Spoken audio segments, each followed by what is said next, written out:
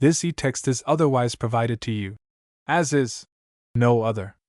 Warranties of any kind, express or implied, are made to you as to the e-text or any medium it may be on, including but not limited to warranties of merchantability or fitness for a particular purpose. Some states do not allow disclaimers of implied warranties or the exclusion or limitation of consequential damages, so the above disclaimers and exclusions may not apply to you, and you may have other legal rights. Indemnity: you will indemnify and hold Michael Hart, the Foundation, and its trustees and agents, and any volunteers associated with the production and distribution of Project Gutenberg TM texts harmless from all liability, cost, and expense, including legal fees, that arise directly or indirectly from any of the following that you do or cause: 1. Distribution of this e-text; 2. Alteration, modification, or addition to the e-text, or 3. Any defect. Distribution under Project Gutenberg TM. You may distribute copies of this e-text electronically, or by disc, book, or any other medium if you either delete this small print and all other references to Project Gutenberg, or 1. Only give exact copies of it. Among other things, this requires that you do not remove, alter, or modify the e-text or this small print statement.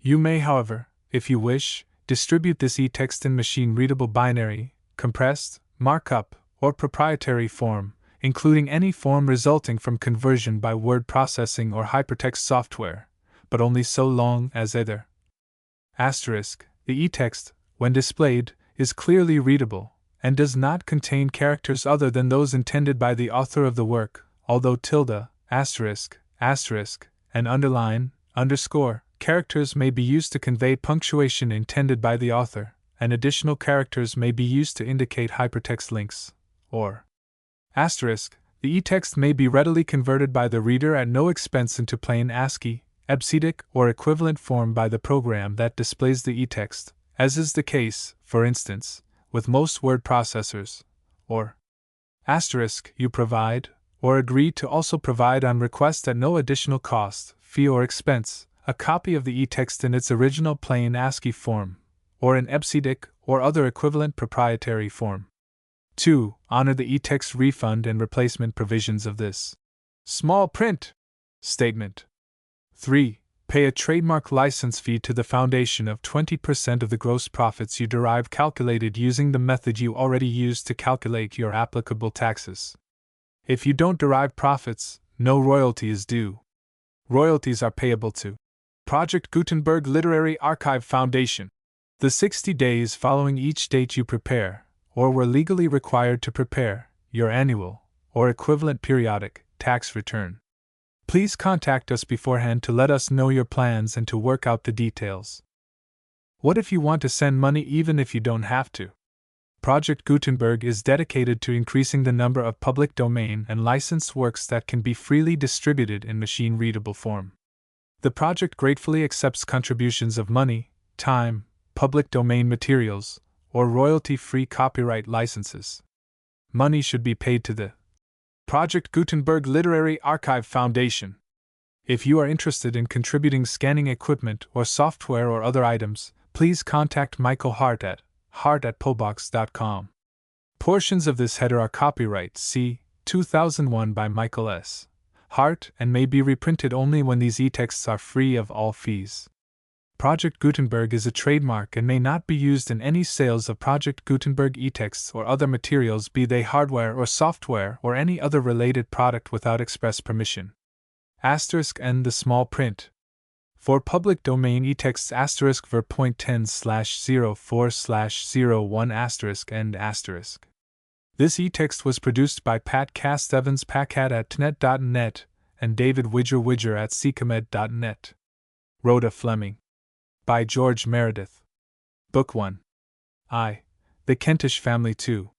Queen Anne's Farm 3. Suggests the might of the money demon 4. The text from Scripture v. The Sisters meets 6. Edward and Algernon 7. Great news from Dahlia 8. Introduces Mrs. Lovell 9. Robert intervenes X. Dahlia is not visible 11. An indicative duet in a minor key Book 2. 12. At the theater. 13. The Farmer Speaks 14. Between Rhoda and Robert 11. A visit to Rexby Hall 12. At Fairley Park 17.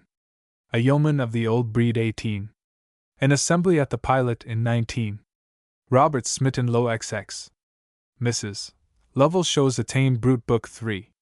21. Gives a glimpse of what poor Villani's the story contains 22. Edward takes his course 23. Major Percy wearing 24. Warbeach Village Church 25. Of the fearful temptation which came upon Anthony Hackbutt, and of his meeting with Dahlia 26.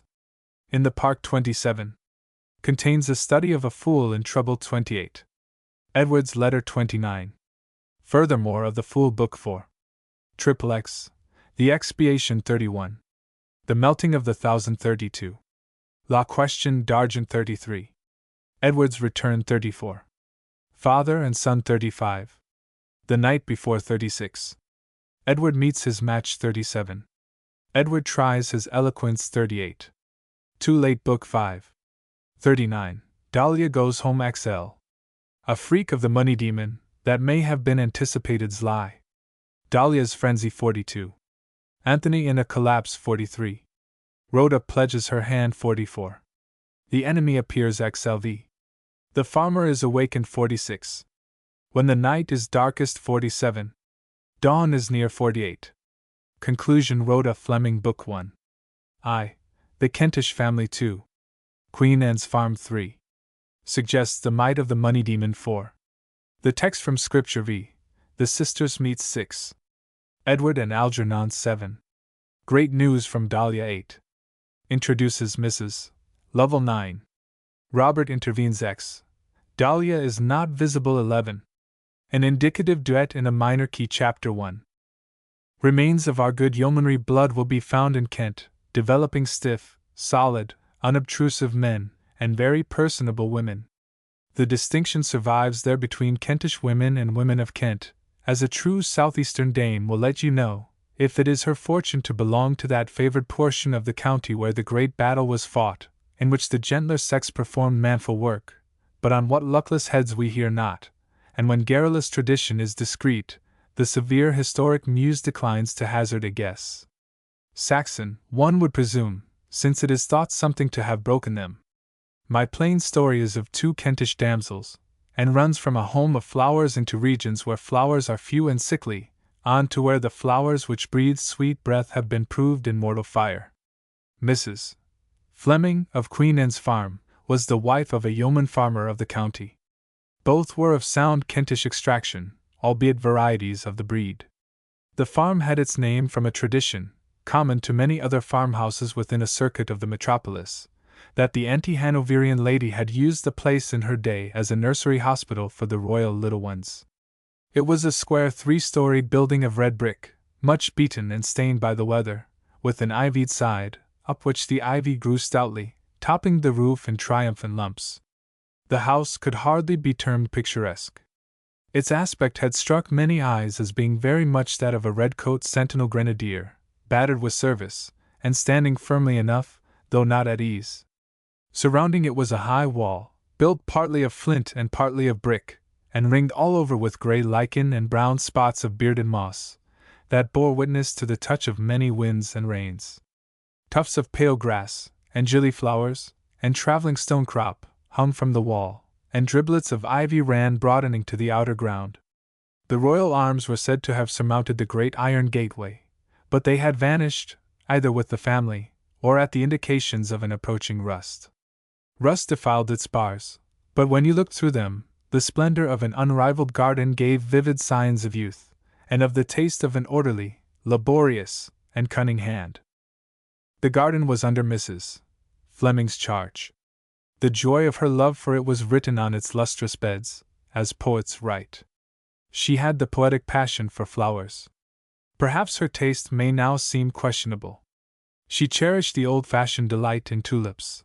The house was reached on a gravel path between rows of tulips, rich with one natural blush, or freaked by art. She liked a bulk of color, and when the dahlia dawned upon our gardens, she gave her heart to dahlias. By good desert, the fervent woman gained a prize at a flower show for one of her dahlias, and Dahlia was the name uttered at the christening of her eldest daughter, at which all Rexby parish laughed as long as the joke could last. There was laughter also when Mrs.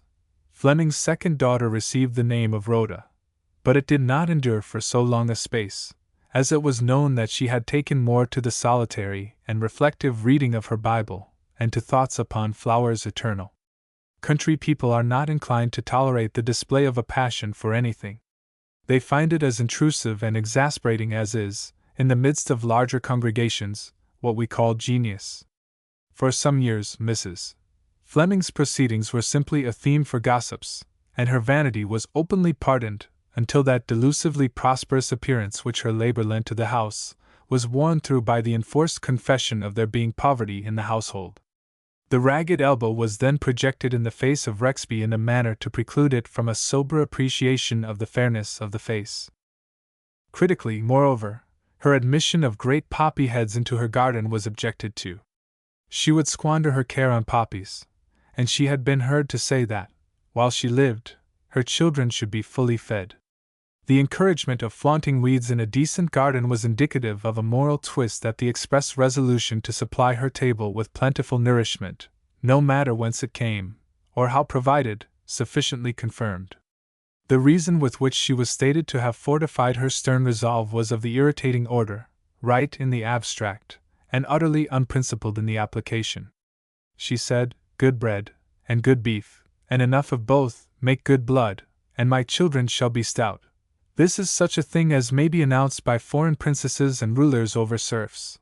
But English Rexby, in cogitative mood, demanded an equivalent for its beef and divers economies consumed by the hungry children of the authoritative woman. Practically it was obedient, for it had got the habit of supplying her. Though payment was long in arrear, the arrears were not treated as lost ones by Mrs. Fleming, who, without knowing it, possessed one main secret for mastering the custodians of credit. She had a considerate remembrance and regard for the most distant of her debts, so that she seemed to be only always a little late, and exceptionally wrong-headed in theory. Rexby, therefore, acquiesced in helping to build up her children to stoutness, and but for the blindness of all people, save artists, poets, novelists, to the grandeur of their own creations, the inhabitants of this Kentish village might have had an enjoyable pride in the beauty and robust grace of the young girls, fair-haired, black-haired girls, a kindred contrast, like fire and smoke, to look upon. In stature, in bearing, and in expression they were, if I may adopt the eloquent modern manner of eulogy, strikingly above their class. They carried erect shoulders, like creatures not ashamed of showing a merely animal pride, which is never quite apart from the pride of developed beauty. They were as upright as Oriental girls, whose heads are nobly poised from carrying the pitcher to the well. Dark Rhoda might have passed for Rachel, and Dahlia called her Rachel. They tossed one another their mutual compliments, drawn from the chief book of their reading. Queen of Sheba was Dahlia's title. No master of calisthenics could have set them up better than their mother's receipt for making good blood, combined with a certain harmony of their systems, had done, nor could a schoolmistress have taught them correcter speaking. The characteristic of girls having a disposition to rise is to be cravingly mimetic, and they remembered, and crooned over, till by degrees they adopted the phrases and manner of speech of highly grammatical people, such as the rector and his lady, and of people in story-books, especially of the courtly French fairy books, wherein the princes talk in periods as sweetly rounded as are their silken calves. Nothing less than angelically, so as to be a model to ordinary men. The idea of love upon the lips of ordinary men provoked Dahlia's irony, and the youths of Rexby and Fenhurst had no chance against her secret Prince Florizel's. Them she endowed with no pastoral qualities. On the contrary, she conceived that such pure young gentlemen were only to be seen, and perhaps met, in the great and mystic city of London. Naturally, the girls dreamed of London. To educate themselves, they copied out whole pages of a book called The Field of Mars, which was next to the family Bible in size among the volumes of the farmer's small library.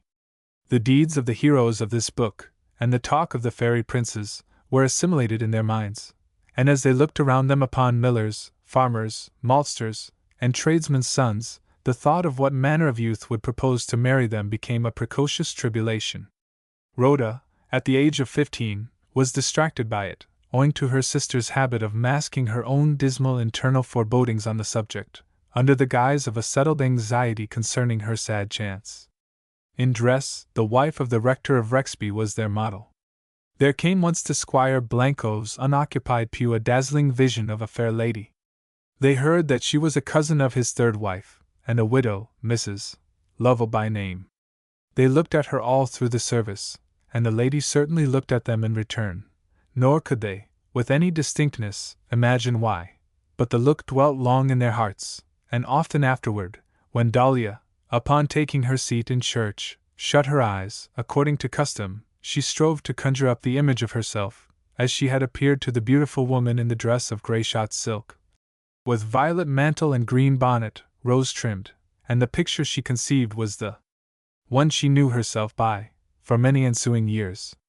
Mrs. Fleming fought her battle with a heart worthy of her countrywomen, and with as much success as the burden of a despondent husband would allow to her. William John Fleming was simply a poor farmer, for whom the wheels of the world went too fast, a big man, appearing to be difficult to kill, though deeply smitten. His cheeks bloomed in spite of lines and stains, and his large, quietly dilated, brown ox eyes, that never gave out a meaning, seldom showed as if they had taken one from what they saw. Until his wife was lost to him, he believed that he had a mighty grievance against her, but as he was not worthy, and was by nature kind, it was her comfort to die and not to know it. This grievance was rooted in the idea that she was ruinously extravagant. The sight of the plentiful table was sore to him. The hungry mouths, though he grudged to his offspring nothing that he could pay for, were an afflicting prospect. "Plump him up, and make him dainty," he advanced in contravention of his wife's talk of bread and beef. But he did not complain. If it came to an argument, the farmer sidled into a secure corner of prophecy, and bade his wife to see what would come of having dainty children.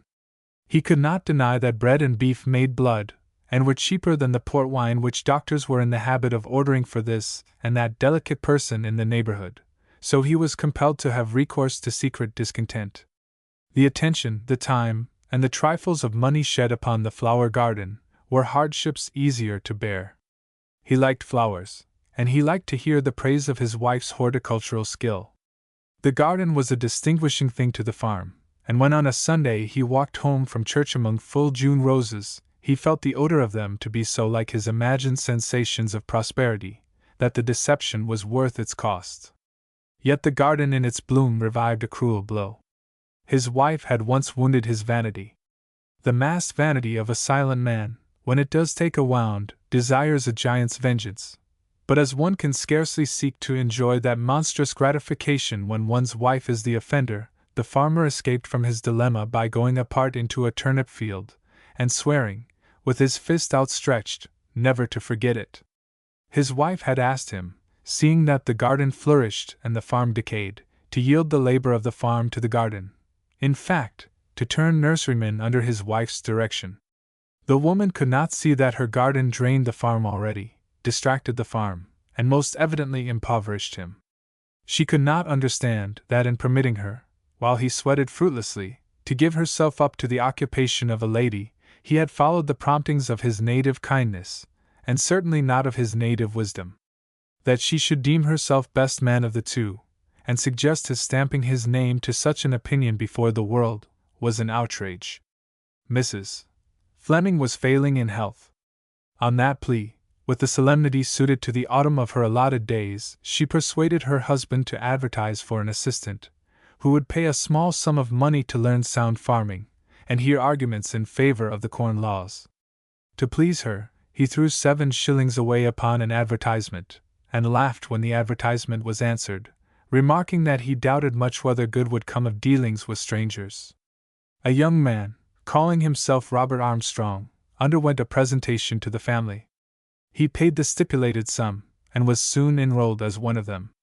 He was of a guardsman's height and a cricketer's suppleness, a drinker of water, and apparently the victim of a dislike of his species, for he spoke of the great night-lighted city with a horror that did not seem to be an estimable point in him, as judged by a pair of damsels for whom the mysterious metropolis flew with fiery fringes through dark space, in their dreams.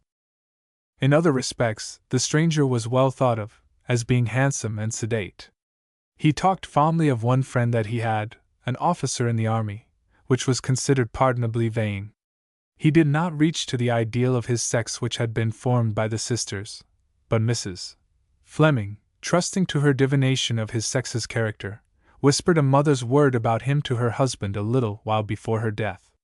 It was her prayer to heaven that she might save a doctor's bill. She died, without lingering illness, in her own beloved month of June, the roses of her tending at the open window, and a soft breath floating up to her from the garden. On the foregoing May Day, she had sat on the green that fronted the iron gateway, when Dahlia and Rhoda dressed the children of the village in garlands, and crowned the fairest little one Queen of May, a sight that revived in Mrs. Fleming's recollection the time of her own eldest and fairest taking homage, shy in her white smock and light thick curls. The gathering was large, and the day was of the old nature of May, before tyrannous east winds had captured it and spoiled its consecration. The mill stream of the neighboring mill ran blue among the broad green pastures. The air smelt of cream bowls and wheaten loaves. The firs on the Beacon Ridge, far southward, over Fenhurst and Helm villages, were transported nearer to see the show, and stood like friends anxious to renew acquaintance. Dahlia and Rhoda taught the children to perceive how they resembled bent old beggarmen. The 2 stone pines in the miller's grounds were likened by them to Adam and Eve turning away from the blaze of paradise, and the saying of one receptive child, that they had nothing but hair on, made the illustration undying both to Dahlia and Rhoda. The magic of the weather brought numerous butterflies afield, and one fiddler, to whose tuning the little women danced. Others closer upon womanhood would have danced likewise, if the sisters had taken partners. But Dahlia was restrained by the sudden consciousness that she was under the immediate observation of 2 manifestly London gentlemen, and she declined to be led forth by Robert Armstrong. The intruders were youths of good countenance, known to be the son and the nephew of Squire Blancove of Rexby Hall. They remained for some time watching the scene, and destroyed Dahlia's single-mindedness. Like many days of gaiety, the gods consenting, this one had its human shadow. There appeared on the borders of the festivity a young woman, the daughter of a Rexby cottager, who had left her home and but lately returned to it, with a spotted name. No one addressed her, and she stood humbly apart. Dahlia, seeing that every one moved away from her, whispering with satisfied noddings, wished to draw her in among the groups. She mentioned the name of Mary Burt to her father, supposing that so kind a man would not fail to sanction her going up to the neglected young woman. To her surprise, her father became violently enraged, and uttered a stern prohibition, speaking a word that stained her cheeks. Rhoda was by her side, and she wilfully, without asking leave, went straight over to Mary, and stood with her under the shadow of the Adam and Eve, until the farmer sent a messenger to say that he was about to enter the house. Her punishment for the act of sinfulness was a week of severe silence, and the farmer would have kept her to it longer, but for her mother's ominously growing weakness. The sisters were strangely overclouded by this incident. They could not fathom the meaning of their father's unkindness, coarseness, and indignation. Why and why? They asked one another, blankly. The scriptures were harsh in one part, but was the teaching to continue so after the atonement? By degrees they came to reflect, and not in a mild spirit, that the kindest of men can be cruel, and will forget their Christianity toward offending and repentant women. Chapter 2. Mrs. Fleming had a brother in London, who had run away from his Kentish home when a small boy, and found refuge at a bank. The position of Anthony Hackbutt in that celebrated establishment, and the degree of influence exercised by him there, were things unknown, but he had stuck to the bank for a great number of years, and he had once confessed to his sister that he was not a beggar.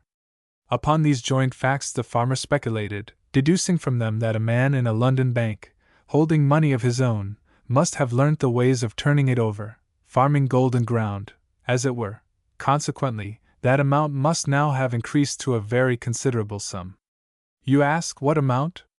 But one who sits brooding upon a pair of facts for years, with the imperturbable gravity of creation upon chaos, will be as successful in evoking the concrete from the abstract. The farmer saw round figures among the possessions of the family, and he assisted mentally in this money turning of Anthony's, counted his gains for him, disposed his risks, and eyed the pile of visionary gold with an interest so remote that he was almost correct in calling it disinterested. The brothers-in-law had a mutual plea of expense that kept them separate. When Anthony refused, on petition, to advance £100 to the farmer, there was ill blood to divide them. Queen Anne's farm missed the flourishing point by £100 exactly. With that addition to its exchequer, it would have made head against its old enemy, taxation, and started rejuvenescent.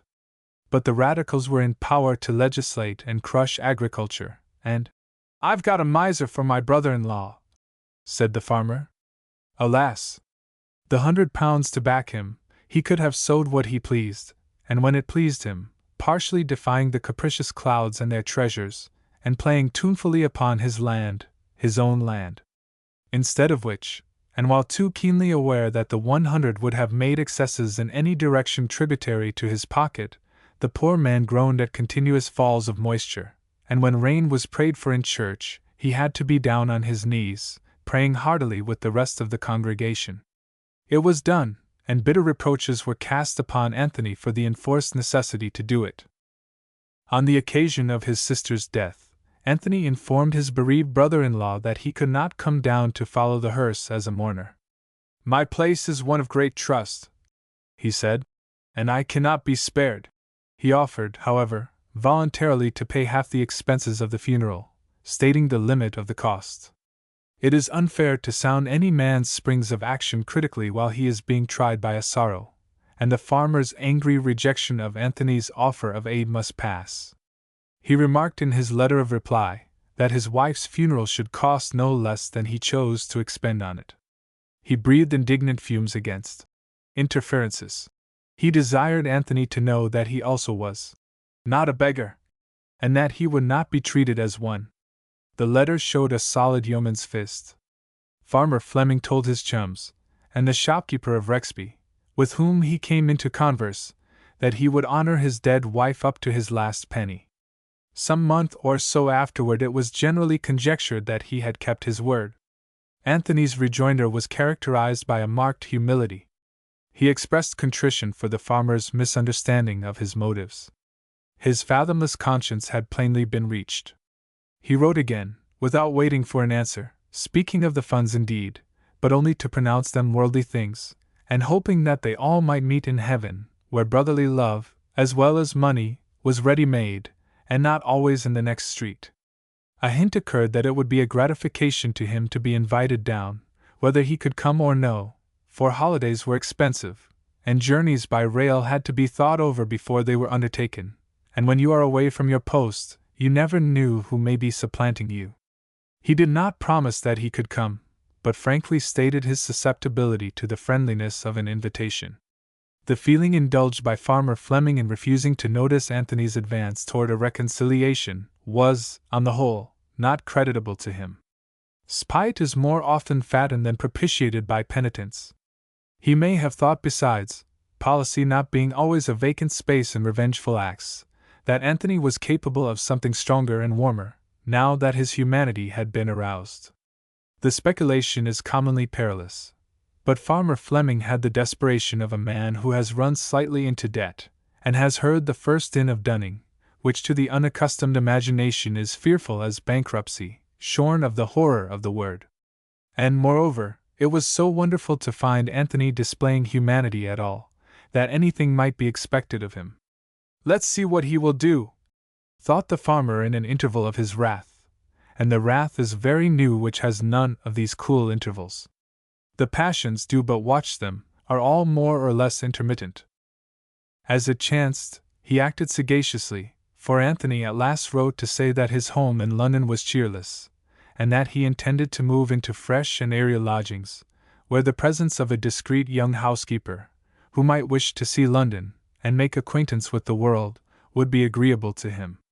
His project was that one of his nieces should fill this office, and he requested his brother-in-law to reflect on it, and to think of him as of a friend of the family, now and in the time to come.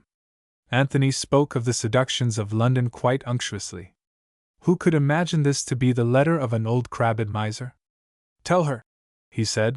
There's fruit at stalls at every street corner all the year through, oysters and whelks, if she likes, winkles, lots of pictures in shops, a sight of muslin and silks, and rides on omnibuses, bands of all sorts, and now and then we can take a walk to see the military on horseback, if she's for soldiers. Indeed, he joked quite comically in speaking of the famous horse guards, warriors who sit on their horses to be looked at, and do not mind it, because they are trained so thoroughly. Horse guards blue and horse guards red, he wrote. The blue only want boiling. There is reason to suppose that his disrespectful joke was not original in him, but it displayed his character in a fresh light. Of course, if either of the girls was to go, Dahlia was the person. The farmer commenced his usual process of sitting upon the idea. That it would be policy to attach one of the family to this chirping old miser, he thought incontestable. On the other hand, he had a dread of London, and Dahlia was surpassingly fair. He put the case to Robert, in remembrance of what his wife had spoken, hoping that Robert would amorously stop his painful efforts to think fast enough for the occasion. Robert, however, had nothing to say, and seemed willing to let Dahlia depart. The only opponents to the plan were Mrs. Sumfit, a kindly, humble relative of the farmer's, widowed out of Sussex, very loving and fat, the cook to the household, whose waist was dimly indicated by her apron string, and to aid her outcries, the silently protesting Master Gammon, an old man with the cast of eye of an antediluvian lizard, the slowest old man of his time. A sort of foreman of the farm before Robert had come to take matters in hand, and thrust both him and his master into the background. Master Gammon remarked emphatically, once and for all, that he never had much opinion of London. As he had never visited London, his opinion was considered the less weighty. But, as he advanced no further speech, the sins and backslidings of the metropolis were strongly brought to mind by his condemnatory utterance. Policy and Dahlia's entreaties at last prevailed with the farmer, and so the fair girl went up to the great city.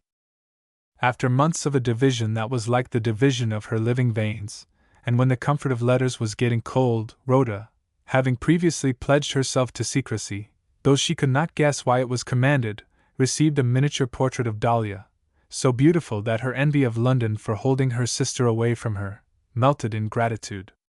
She had permission to keep the portrait a week. It was impossible to forbear from showing it to Mrs. Sumfit, who peeped in awe, and that emotion subsiding, shed tears abundantly. Why it was to be kept secret, they failed to inquire. The mystery was possibly not without its delights to them. Tears were shed again when the portrait had to be packed up and dispatched. Rhoda lived unabashed by the adorable new refinement of Dahlia's features, and her heart yearned to her uncle for so caring to decorate the lovely face. One day Rhoda was at her bedroom window, on the point of descending to encounter the daily dumpling, which was the principal and the unvarying item of the midday meal of the house, when she beheld a stranger trying to turn the handle of the iron gate. Her heart thumped. She divined correctly that it was her uncle. Dahlia had now been absent for very many months, and Rhoda's growing fretfulness sprang the conviction in her mind that something closer than letters must soon be coming. She ran downstairs, and along the gravel path. He was a little man, square-built, and looking as if he had worn to toughness, with an evident Sunday suit on, black gloves, though the day was only antecedent to Sunday. "Let me help you, sir," she said, and her hands came in contact with his, and were squeezed. "How is my sister?" She had no longer any fear in asking. "Now you let me through first," he replied, imitating an arbitrary juvenile. "You're as tight locked in as if you was in dread of all the thieves of London. You ain't afraid o' me, miss? I'm not the party generally outside of a fortification. I ain't, I can assure you. I'm a defense party, and a reg'lar lion when I've got the law backing me." He spoke in a queer, wheezy voice, like a cracked flute, combined with the effect of an ill-resined fiddlebow. "You are in the garden of Queen Anne's farm," said Rhoda. "And you're my pretty little niece, are you, the darky lass, as your father says? Little, says I, why, you needn't be ashamed to stand beside a grenadier. Trust the country for growing fine gals." "You are my uncle, then?" said Rhoda. Tell me how my sister is. Is she well? Is she quite happy?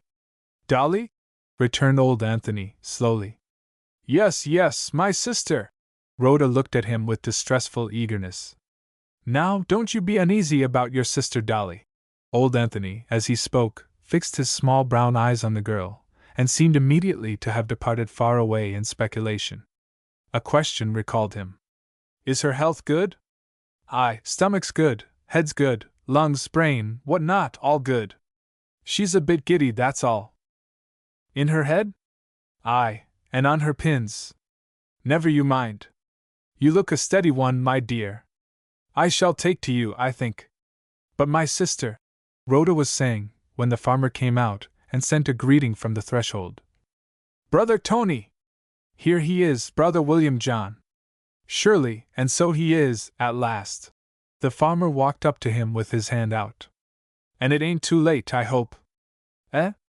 It's never too late to mend, said the farmer. Eh? Not my manners, eh? Anthony struggled to keep up the ball, and in this way they got over the confusion of the meeting after many years and some differences. Made acquaintance with Rhoda, I see, said the farmer, as they turned to go in. The darky lass you write of. She's like a coal nigh a candle. She looks, as you'd say, t' other side of her sister. Yes, we've had a talk. Just in time for dinner, Brother Tony. We ain't got much to offer, but what there is at your service. Step aside with me. The farmer got Anthony out of hearing a moment, questioned, and was answered, after which he looked less anxious, but a trifle perplexed, and nodded his head as Anthony occasionally lifted his, to enforce certain points in some halting explanation. You would have said that a debtor was humbly putting his case in his creditor's ear, and could only now and then summon courage to meet the censorious eyes. They went into Mrs. Sumfit's shout that the dumplings were out of the pot. Old Anthony bowed upon the announcement of his name, and all took seats. But it was not the same sort of dinner hour as that which the inhabitants of the house were accustomed to. There was conversation. The farmer asked Anthony by what conveyance he had come. Anthony shyly, but not without evident self-approbation, related how, having come by the train, he got into conversation with the driver of a fly at a station, who advised him of a cart that would be passing near Rexby. For threepennyworth of beer, he had got a friendly introduction to the carman, who took him within 2 miles of the farm for 1 shilling, a distance of 15 miles. That was pretty good. Home pork, Brother Tony, said the farmer, approvingly. And home-made bread, too, Brother William John, said Anthony, becoming brisk. Aye, and the beer, such as it is. The farmer drank and sighed. Anthony tried the beer, remarking, That's good beer, it don't cost much. It ain't adulterated. By what I read of your London beer, this stuff's not so bad, if you bear in mind it's pure. Pure's my motto, pure though poor. Up there, you pay for rank poison, said Anthony. So what do? I drink water and thank 'em, that's wise. Saves stomach and purse. The farmer put a little stress on purse. Yes, I calculate I save 3d a day in beer alone, said Anthony. 3 times 7's 21, ain't it? Mr. Fleming said this, and let out his elbow in a small perplexity, as Anthony took him up. And 52 times 21? Well, that's, how much is that, Moss Gammon? The farmer asked in a bellow. Master Gammon was laboriously and steadily engaged in tightening himself with dumpling. He relaxed his exertions sufficiently to take this new burden on his brain, and immediately cast it off. I never thinks when I feeds was allies a bad hand at counts. Yes it up. Why, you're like a horse that never was rode. Try again, old man, said the farmer. If I drags a cart, Master Gammon replied, that ain't no reason why I should leap a gate.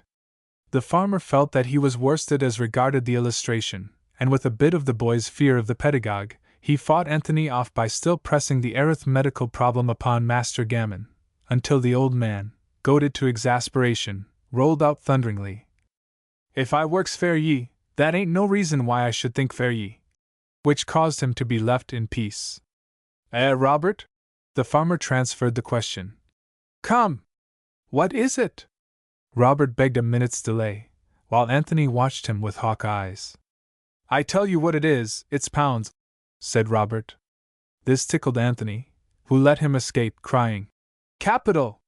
Pounds it is in your pocket, sir, and you hit that neatly, I will say. Let it be 5. You out with your 5 at interest, compound interest. Soon comes another 5, treat it the same, in 10 years, eh? And then you get into figures, you swim in figures. I should think you did, said the farmer, winking slyly. Anthony caught the smile, hesitated and looked shrewd, and then covered his confusion by holding his plate to Mrs. Sumfit for a help. The manifest evasion and mute declaration that Dumpling said "Mum" on that head gave the farmer a quiet glow. When you are ready to tell me all about my darlin', sir, Mrs. Sumfit suggested, coaxingly. After dinner, mother, after dinner, said the farmer. And we're waitin', are we, till them dumplings is finished? She exclaimed piteously, with a glance at Master Gammon's plate. After dinner we'll have a talk, mother. Mrs. Sumfit feared from this delay that there was queer news to be told of Dahlia's temper, but she longed for the narrative no whit the less, and again cast a sad eye on the leisurely proceedings of Master Gammon. The veteran was still calmly tightening. His fork was on end, with a vast mouthful impaled on the prongs. Master Gammon, a thoughtful eater, was always last at the meal, and a latent, deep-lying irritation at Mrs. Sumfit for her fidgetiness, day after day, toward the finish of the dish, added a relish to his engulfing of the monstrous morsel. He looked at her steadily, like an ox of the fields, and consumed it, and then holding his plate out, in a remorseless way said, You make him so good, marm? Mrs. Sumfit, fretted as she was not impervious to the sound sense of the remark, as well as to the compliment. I don't want to hurry you, Moss Gammon, she said. Lord knows, I like to see you and everybody eat his full and be thankful. But, all about my dolly waitin', I feel pricked why a pin all over, I do, and there's my blessed in London, she answered, and we knowin' nothin' of her, and one close by to tell me. I never did feel what slow things dumplins was, afore now. The kettle simmered gently on the hob. Every other knife and fork was silent, so was every tongue. Master Gammon ate, and the kettle hummed. Twice Mrs. Sumfit sounded a despairing, Oh, dearie me! But it was useless. No human power had ever yet driven Master Gammon to a demonstration of haste or to any acceleration of the pace he had chosen for himself. At last, she was not to be restrained from crying out, almost tearfully, When do you think you'll have done, Moss Gammon? Thus pointedly addressed, Master Gammon laid down his knife and fork. He half raised his ponderous, curtaining eyelids and replied, When I feels my buttons, marm. After which he deliberately fell to work again. Mrs. Sumfit dropped back in her chair as from a blow. But even dumplings, though they resist so doggedly for a space, do ultimately submit to the majestic march of time, and move. Master Gammon cleared his plate. There stood in the dish still half a dumpling. The farmer and Rhoda, deeming that there had been a show of inhospitality, pressed him to make away with this forlorn remainder. The vindictive old man, who was as tight as dumpling and buttons could make him, refused it in a drooping tone, and went forth, looking at none. Mrs. Sumfit turned to all parties, and begged them to say what more, to please Master Gammon, she could have done. When Anthony was ready to speak of her Dahlia, she obtruded this question in utter dolefulness. Robert was kindly asked by the farmer to take a pipe among them. Rhoda put a chair for him, but he thanked them both, and said he could not neglect some work to be done in the fields. She thought that he feared pain from hearing Dahlia's name, and followed him with her eyes commiseratingly. Does that young fellow attend to business? Said Anthony. The farmer praised Robert as a rare hand, but one affected with bees in his nightcap, who had ideas of his own about farming, and was obstinate with them. Pays you due respect, but's got a notion as how his way of thinking's better 'n his seniors. It's the style now with all young folks. Makes a butt of old Moss Gammon, laughs at the old man. It ain't respectful to age, I say. Gammon don't understand nothing about new feeds for sheep, and damn nonsense about growing such things as melons, fiddle-faddle, for 'em. Robert's a beginner. What he knows I taught the young fellow. Then, my question is, where's his ideas come from, if they're contrary to mine? If they're contrary to mine, they're contrary to my teaching. Well, then, what are they worth? He can't see that. He's a good one at work, I'll say so much for him. Old Anthony gave Rhoda a pat on the shoulder. Chapter 3. Pipes in the middle of the day's regular revelry, ejaculated Anthony, whose way of holding the curved pipe stem displayed a mind bent on reckless enjoyment, and said as much as a label issuing from his mouth, like a figure in a comic woodcut of the old style. That's, he pursued, that's if you haven't got to look up at the clock every 2 minutes, as if the devil was after you. But sitting here, you know, the afternoon's a long evening, nobody's your master. You can unwire your slippers, upwire your legs, talk, or go frard, counting, twicing, and 3 timesing. By George! I should take to drinking beer if I had my afternoons to myself in the city, just for the sake of sitting and doing sums in a taproom, if it's a big taproom, with pew sort o' places, and dark red curtains, a fire, and a smell of sawdust, ale, and tobacco, and a boy going by outside whistling a tune of the day. Somebody comes in. Ah, there's an idle old chap. He says to himself, meaning me, and where, I should like to ask him, d his head be if he sat there dividing 250,000 by 45.5. The farmer nodded encouragingly. He thought it not improbable that a short operation with these numbers would give the sum in Anthony's possession, the exact calculation of his secret hoard, and he set to work to stamp them on his brain, which rendered him absent in manner, while Mrs. Sumfit mixed liquor with hot water, and pushed at his knee, doubling in her enduring lips, and lengthening her eyes to aim a side glance of reprehension at Anthony's wandering loquacity. Rhoda could bear it no more. Now let me hear of my sister, uncle, she said. I'll tell you what, Anthony responded. She hasn't got such a pretty sort of a sweet blackbirdy voice as you've got. The girl blushed scarlet. Oh, she can mount them colors too, said Anthony. His way of speaking of Dahlia indicated that he and she had enough of one another, but of the peculiar object of his extraordinary visit not even the farmer had received a hint. Mrs. Sumfit ventured to think aloud that his grog was not stiff enough, but he took a gulp under her eyes, and smacked his lips after it in a most convincing manner. Ah, that stuff wouldn't do for me in London, half-holiday or no half-holiday, said Anthony. Why not? The farmer asked. I should be speculating, deep, couldn't hold myself in, Mexicans, Peruvians, Venezuelans, Spaniards at I should go. I see bonds in all sorts of colors, Spaniards in black and white, Peruvians, orange, Mexicans, red as the British Army. Well, it's just my whim. If I like red, I go at red. I ain't a bit of reason. What's more, I never speculate.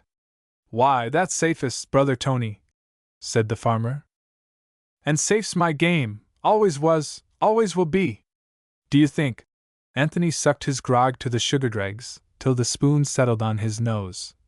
Do you think I should hold the position I do hold, be trusted as I am trusted? Ah, you don't know much about that. Should I have money placed in my hands, do you think, and it's thousands at a time, gold, and notes, and checks, if I was a risky chap?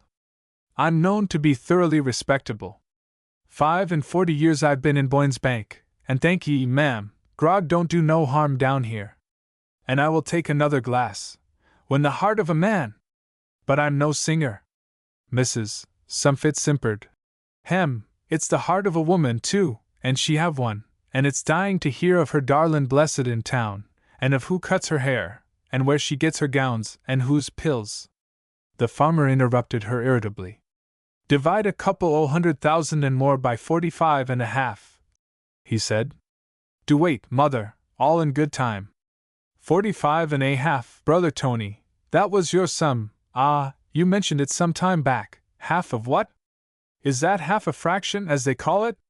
I haven't forgot fractions, and logarithms, and practice, and so on to algebra, where it always seems to me to blow hard, for, whiz goes my head in a jiffy, as soon as I've mounted the ladder to look into that country. How about that 45.5, brother Tony, if you don't mind condescending to explain? 45.5? Muttered Anthony, mystified. Oh, never mind, you know, if you don't like to say, Brother Tony. The farmer touched him up with his pipe stem. 5.5. Anthony speculated. That's a fraction you got hold of, Brother William John. I remember the parson calling out those names at your wedding. William John, take thee, Susan. Yes, that's a fraction, but what's the good of it? What I mean is, it ain't 45 and half of 45. Half of one, eh? That's identical with a fraction. 1, a stroke, and 2 under it. You've got it correct, Anthony assented. How many thousand divide it by? Divide what by, Brother William John? I'm beat. Out comes the keys, lock up everything. It's time. The farmer laughed, rather proud of his brother-in-law's perfect wakefulness after 2 stiff tumblers. He saw that Anthony was determined with all due friendly feeling to let no one know the sum in his possession. If it's 4 o'clock, it is time to lock up, said Anthony. And bang to go the doors, and there's the money for thieves to dream of. They can't get anigh it. Let them dream as they like. What's the hour, ma'am? Not 3 it ain't, returned Mrs. Sumfit. And do be good creatures, and begin about my Dolly, and where she got that bumptious gown, and the bonnet with blue flowers lying by on the table. Now, do! Rhoda coughed. And she wears lavender gloves like a lady. Mrs. Sumfit was continuing. Rhoda stamped on her foot. Oh! Cruel! The comfortable old woman snapped in pain, as she applied her hand to the inconsolable fat foot, and nursed it. What's roused ye, you tiger girl? I shan't be able to get about, I shan't, and then who's to cook for ye all? For you're as ignorant as a raw kitchen wench, and knows nothing. Come, Dodie, you're careless. The farmer spoke chidingly through Mrs. Sumfit's lamentations. She stops Uncle Anthony when he's just ready, father, said Rhoda. Do you want to know? Anthony set his small eyes on her. Do you want to know, my dear? He paused, fingering his glass, and went on. Aye, Susan, take thee, William John, and you've come of it. Says I to myself, when I hung sheepish by your mother and by your father, my dear, says I to myself, I ain't a marrying man, and if these two, says I, if any progeny comes to 'em, to bless them, some people'd say, but I know what life is, and what young ones are, where was I? Liquor makes you talk, Brother William John, but where's your ideas? Gone, like hard cash. What I meant was, I felt I might some day come for'ard and help the issue of your wife's wedding, and wasn't such a shady object among you, after all. My pipe's out. Rhoda stood up, and filled the pipe, and lit it in silence. She divined that the old man must be allowed to run on in his own way, and for a long time he rambled, gave a picture of the wedding, and of a robbery of Boyne's Bank, the firm of Boyne, Burt, Hamble, and Company. At last he touched on Dahlia. What she wants I can't make out, he said. And what that good lady there, or somebody, made mention of, how she manages to dress as she do. I can understand a little going a great way, if you're clever in any way, but I'm at my tea. Anthony laid his hand out as to exhibit a picture. I ain't a complaining man, and be young if you can, I say, and walk about and look at shops, but I'm at my tea. I come home rather tired, there's the tea things, sure enough, and tea's made, and maybe there's a shrimp or two. She attends to your creature comforts. When everything's locked up and tight and right, I'm gay, and ask for a bit of society. Well, I'm at my tea. I hear her foot thumping up and down her bedroom overhead. I know the meaning of that. I'd rather hear nothing. Down she runs, I'm at my tea, and in she bursts.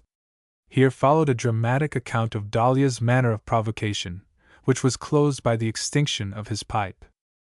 The farmer, while his mind still hung about thousands of pounds and a certain incomprehensible division of them to produce a distinct intelligible total, and set before him the sum of Anthony's riches, could see that his elder daughter was behaving flightily and neglecting the true interests of the family, and he was chagrined.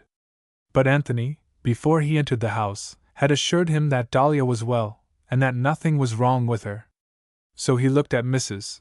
Sumfit, who now took upon herself to plead for Dahlia, a young thing, and such a handsome creature. And we were all young some time or other, and would heaven have mercy on us, if we were hard upon the young, do you think? The motto of a truly religious man said, try him again. And maybe people had been a little hard upon Dahlia, and the girl was apt to take offense. In conclusion, she appealed to Rhoda to speak up for her sister. Rhoda sat in quiet reserve. She was sure her sister must be justified in all she did, but the picture of the old man coming from his work every night to take his tea quite alone made her sad. She found herself unable to speak, and as she did not, Mrs.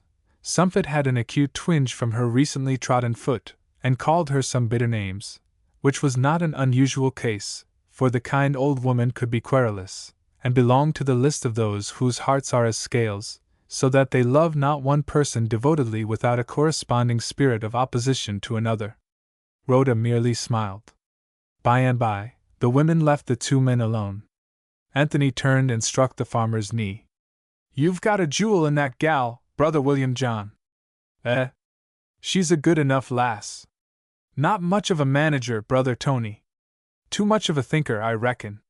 She's got a temper of her own, too. I'm a bit hurt, Brother Tony, about that other girl. She must leave London, if she don't alter. It's flightiness, that's all. You mustn't think ill of poor Dolly. She was always the pretty one, and when they know it, they act up to it. She was her mother's favorite." "Ah, poor Susan! An upright woman before the Lord."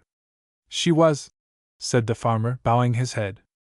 "And a good wife," Anthony interjected.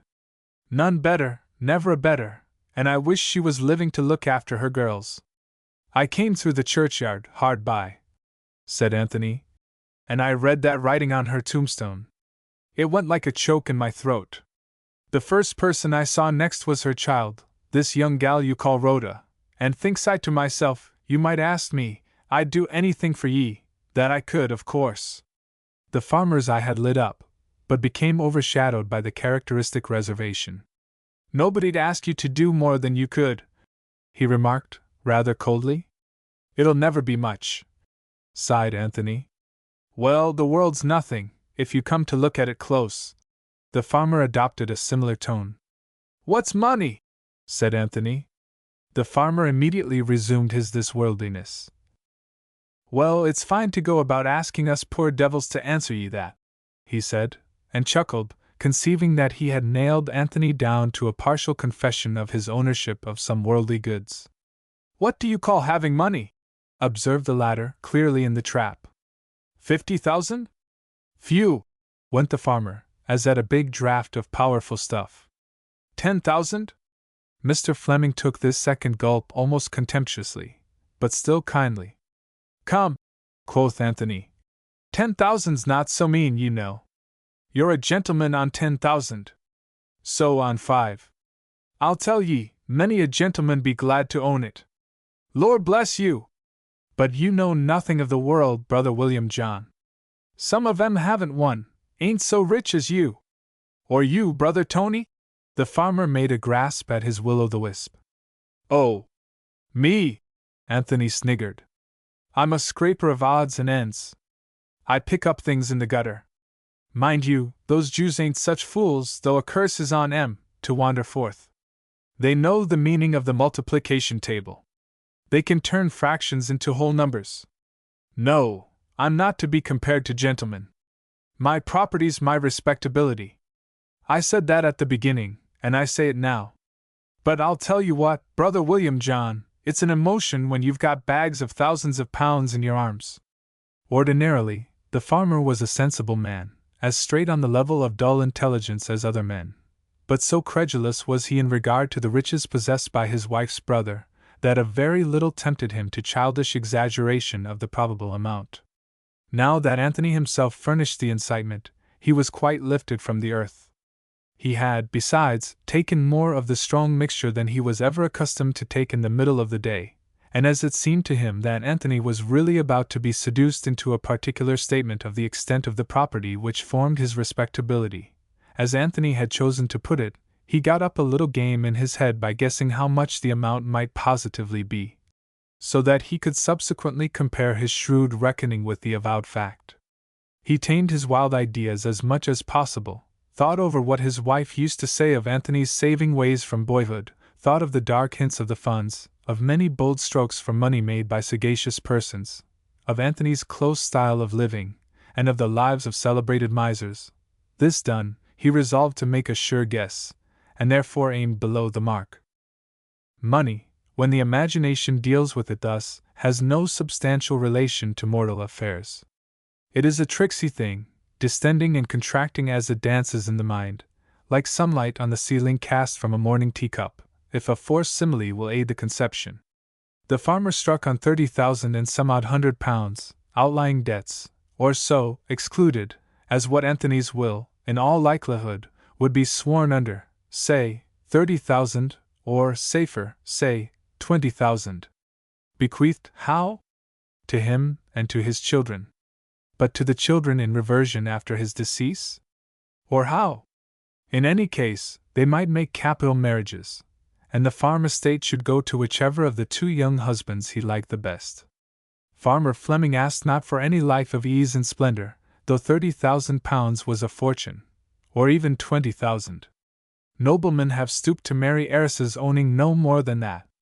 The idea of their having done so actually shot across him, and his heart sent up a warm spring of tenderness toward the patient, good, grubbing old fellow, sitting beside him, who had lived and died to enrich and elevate the family. At the same time, he could not refrain from thinking that Anthony, broad-shouldered as he was, though bent, sound on his legs, and well-colored for a Londoner, would be accepted by any life insurance office, at a moderate rate, considering his age. The farmer thought of his own health, and it was with a pang that he fancied himself being probed by the civil-speaking life insurance doctor, a gentleman who seems to issue upon us applicants from out the muffled folding doors of Hades, taps us on the chest, once, twice, and forthwith writes down our fateful dates.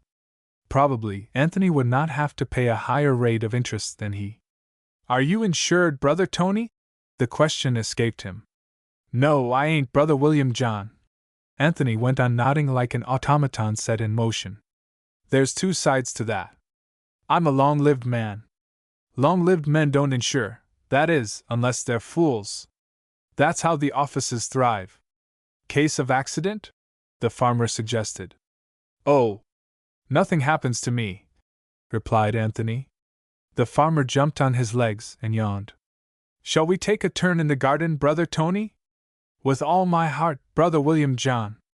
The farmer had conscience to be ashamed of the fit of irritable vexation which had seized on him, and it was not till Anthony, being asked the date of his birth, had declared himself 12 years his senior, that the farmer felt his speculations to be justified. Anthony was nearly a generation ahead. They walked about, and were seen from the windows touching one another on the shoulder in a brotherly way. When they came back to the women and tea, the farmer's mind was cooler, and all his reckonings had gone to mist. He was dejected over his tea. "What is the matter, father?" said Rhoda. "I'll tell you, my dear," Anthony replied for him. "He's envying me someone I want to ask me that question when I'm at my tea in London." Chapter 4. Mr. Fleming kept his forehead from his daughter's good-night kiss until the room was cleared, after supper, and then embracing her very heartily, he informed her that her uncle had offered to pay her expenses on a visit to London, by which he contrived to hint that a golden path had opened to his girl, and at the same time entreated her to think nothing of it, to dismiss all expectations and dreams of impossible sums from her mind, and simply to endeavor to please her uncle, who had a right to his own, and a right to do what he liked with his own, though it were 50 times as much as he possessed, and what that might amount to no one knew. In fact, as is the way with many experienced persons, in his attempt to give advice to another, he was very impressive in lecturing himself, and warned that other not to succumb to a temptation principally by indicating the natural basis of the allurement. Happily for young and for old, the intense insight of the young has much to distract or soften it. Rhoda thanked her father, and chose to think that she had listened to good and wise things. "Your sister," he said, "but we won't speak of her. If I could part with you, my lass, I'd rather she was the one to come back.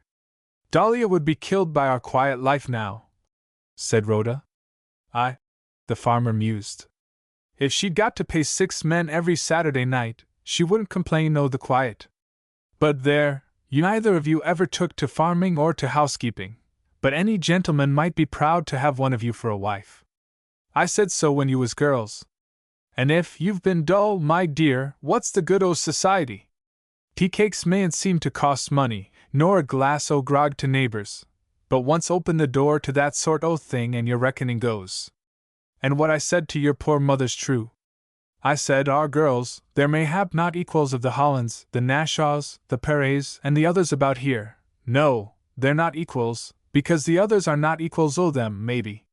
The yeoman's pride struggled out in this obscure way to vindicate his unneighborliness, and the seclusion of his daughters from the society of girls of their age and condition, nor was it hard for Rhoda to assure him, as she earnestly did, that he had acted rightly. Rhoda, assisted by Mrs. Sumfit, was late in the night looking up what poor decorations she possessed wherewith to enter London, and be worthy of her sister's embrace, so that she might not shock the Lady Dahlia had become. Depend you on it, my dear, said Mrs. Sumfit, my Dolly's grown above him. That's nettles to your uncle, my dear. He can't abide it. Don't you see he can't?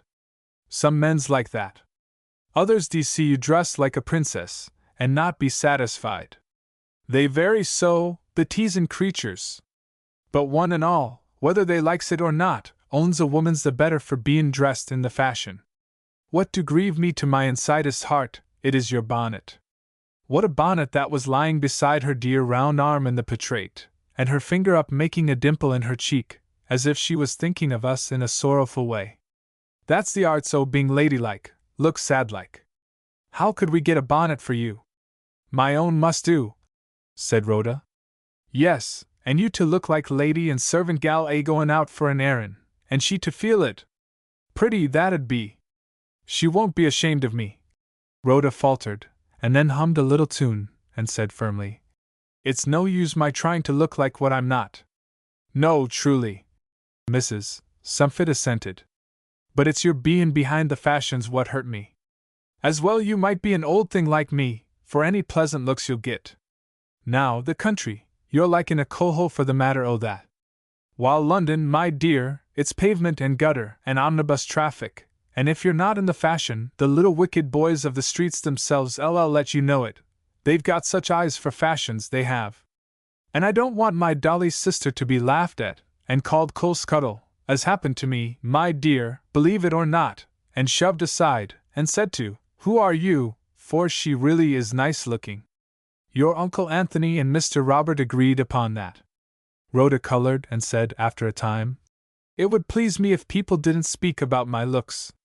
The looking-glass probably told her no more than that she was nice to the eye, but a young man who sees anything should not see like a mirror, and a girl's instinct whispers to her that her image has not been taken to heart when she is accurately and impartially described by him. The key to Rhoda at this period was a desire to be made warm with praise of her person. She beheld her face at times and shivered. The face was so strange with its dark thick eyebrows, and peculiarly straight-gazing brown eyes, the level long red underlip and curved upper, and the chin and nose, so unlike Dahlia's, whose nose was, after a little dip from the forehead, one soft line to its extremity, and whose chin seemed shaped to a cup. Rhoda's outlines were harder. There was a suspicion of a heavenward turn to her nose, and of squareness to her chin. Her face, when studied, inspired in its owner's mind a doubt of her being even nice to the eye, though she knew that in exercise, and when smitten by a blush, brightness and color aided her claims.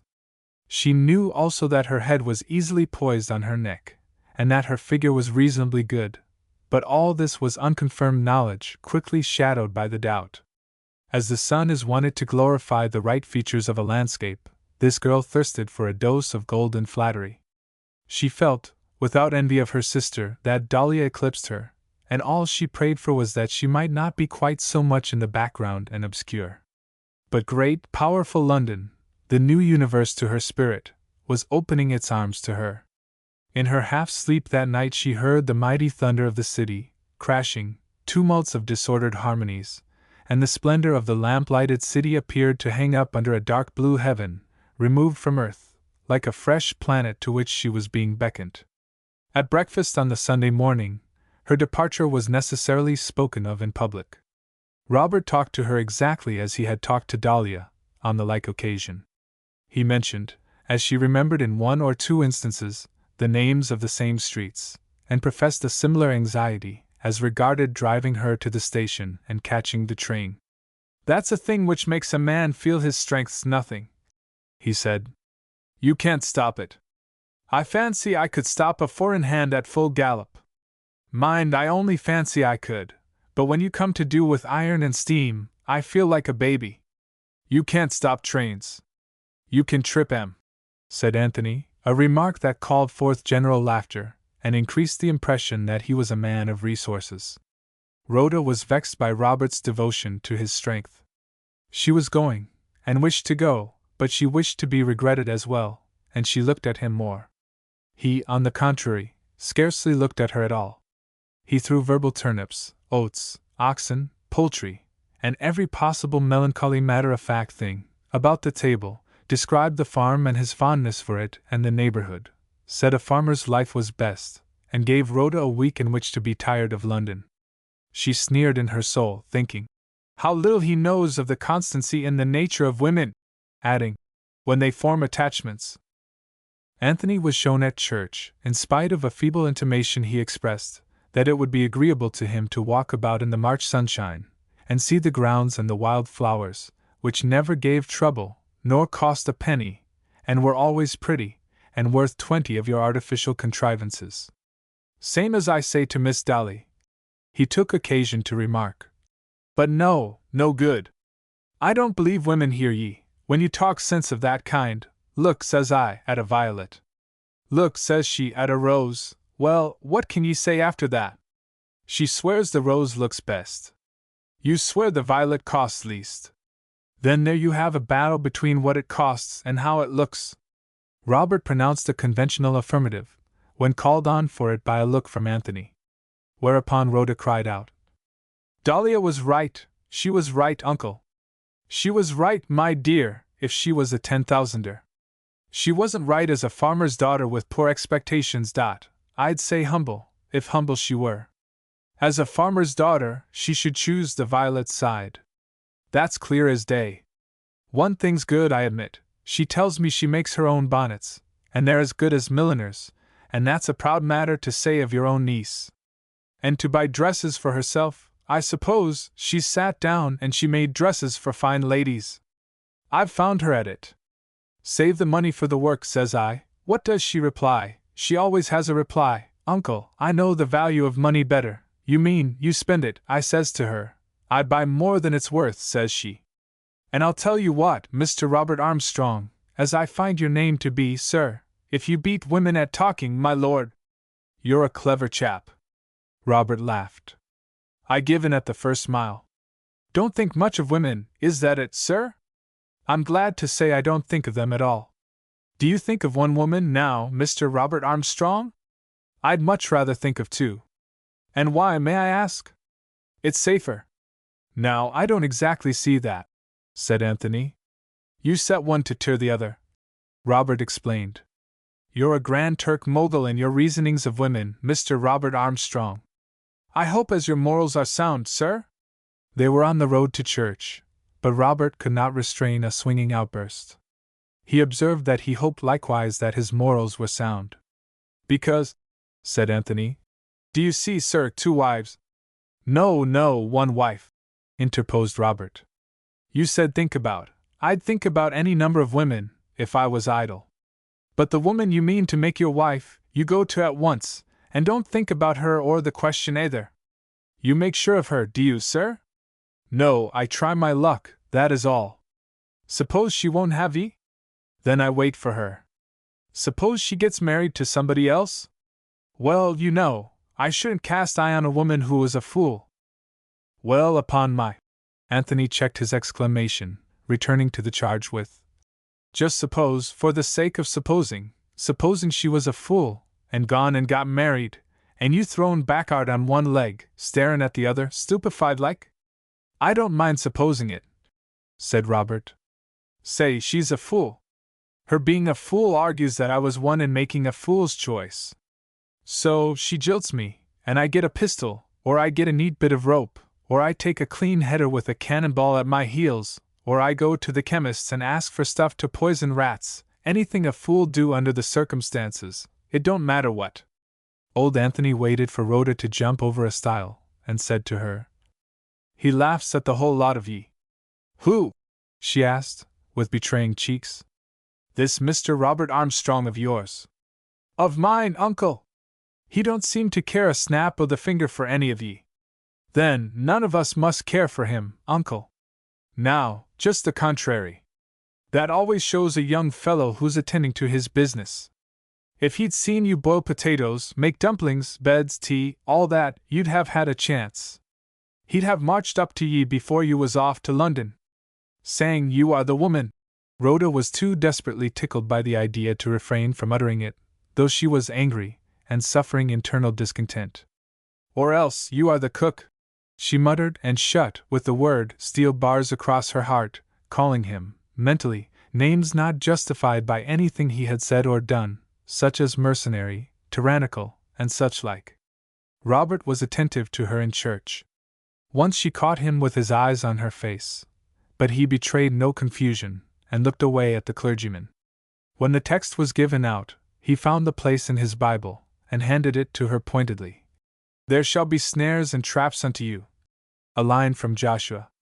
She received the act as a polite pawing civility, but when she was coming out of church, Robert saw that a blush swept over her face, and wondered what thoughts could be rising within her, unaware that girls catch certain meanings late, and suffer a fiery torture when these meanings are clear to them. Rhoda called up the pride of her womanhood that she might despise the man who had dared to distrust her. She kept her poppy color throughout the day, so sensitive was this pride. But most she was angered, after reflection, by the doubts which Robert appeared to cast on Dahlia, in setting his finger upon that burning line of Scripture. It opened a whole black kingdom to her imagination, and first touched her visionary life with shade. She was sincere in her ignorance that the doubts were her own, but they lay deep in unawakened recesses of the soul.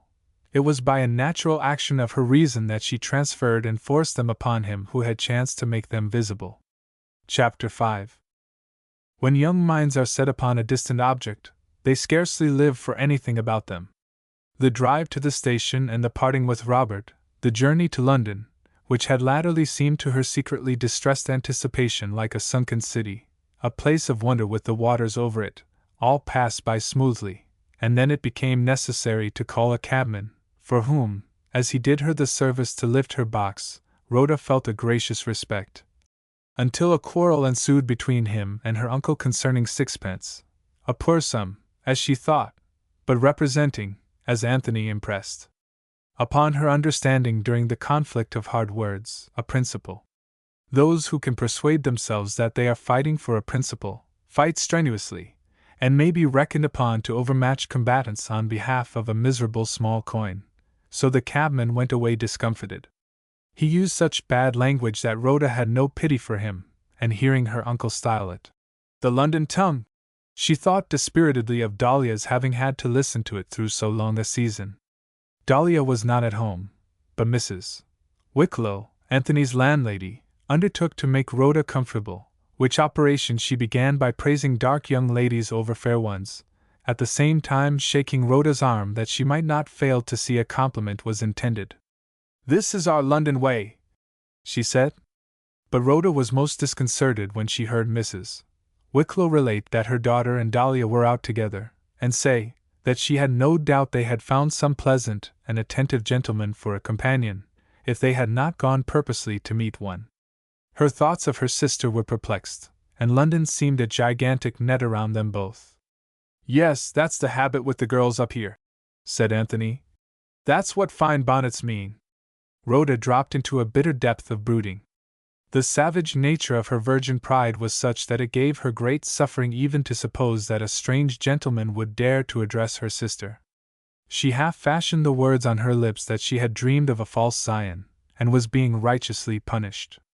By and by the landlady's daughter returned home alone, saying, with a dreadful laugh, that Dahlia had sent her for her Bible, but she would give no explanation of the singular mission which had been entrusted to her, and she showed no willingness to attempt to fulfill it, merely repeating "her Bible," with a vulgar exhibition of simulated scorn that caused Rhoda to shrink from her, though she would gladly have poured out a multitude of questions in the ear of one who had last been with her.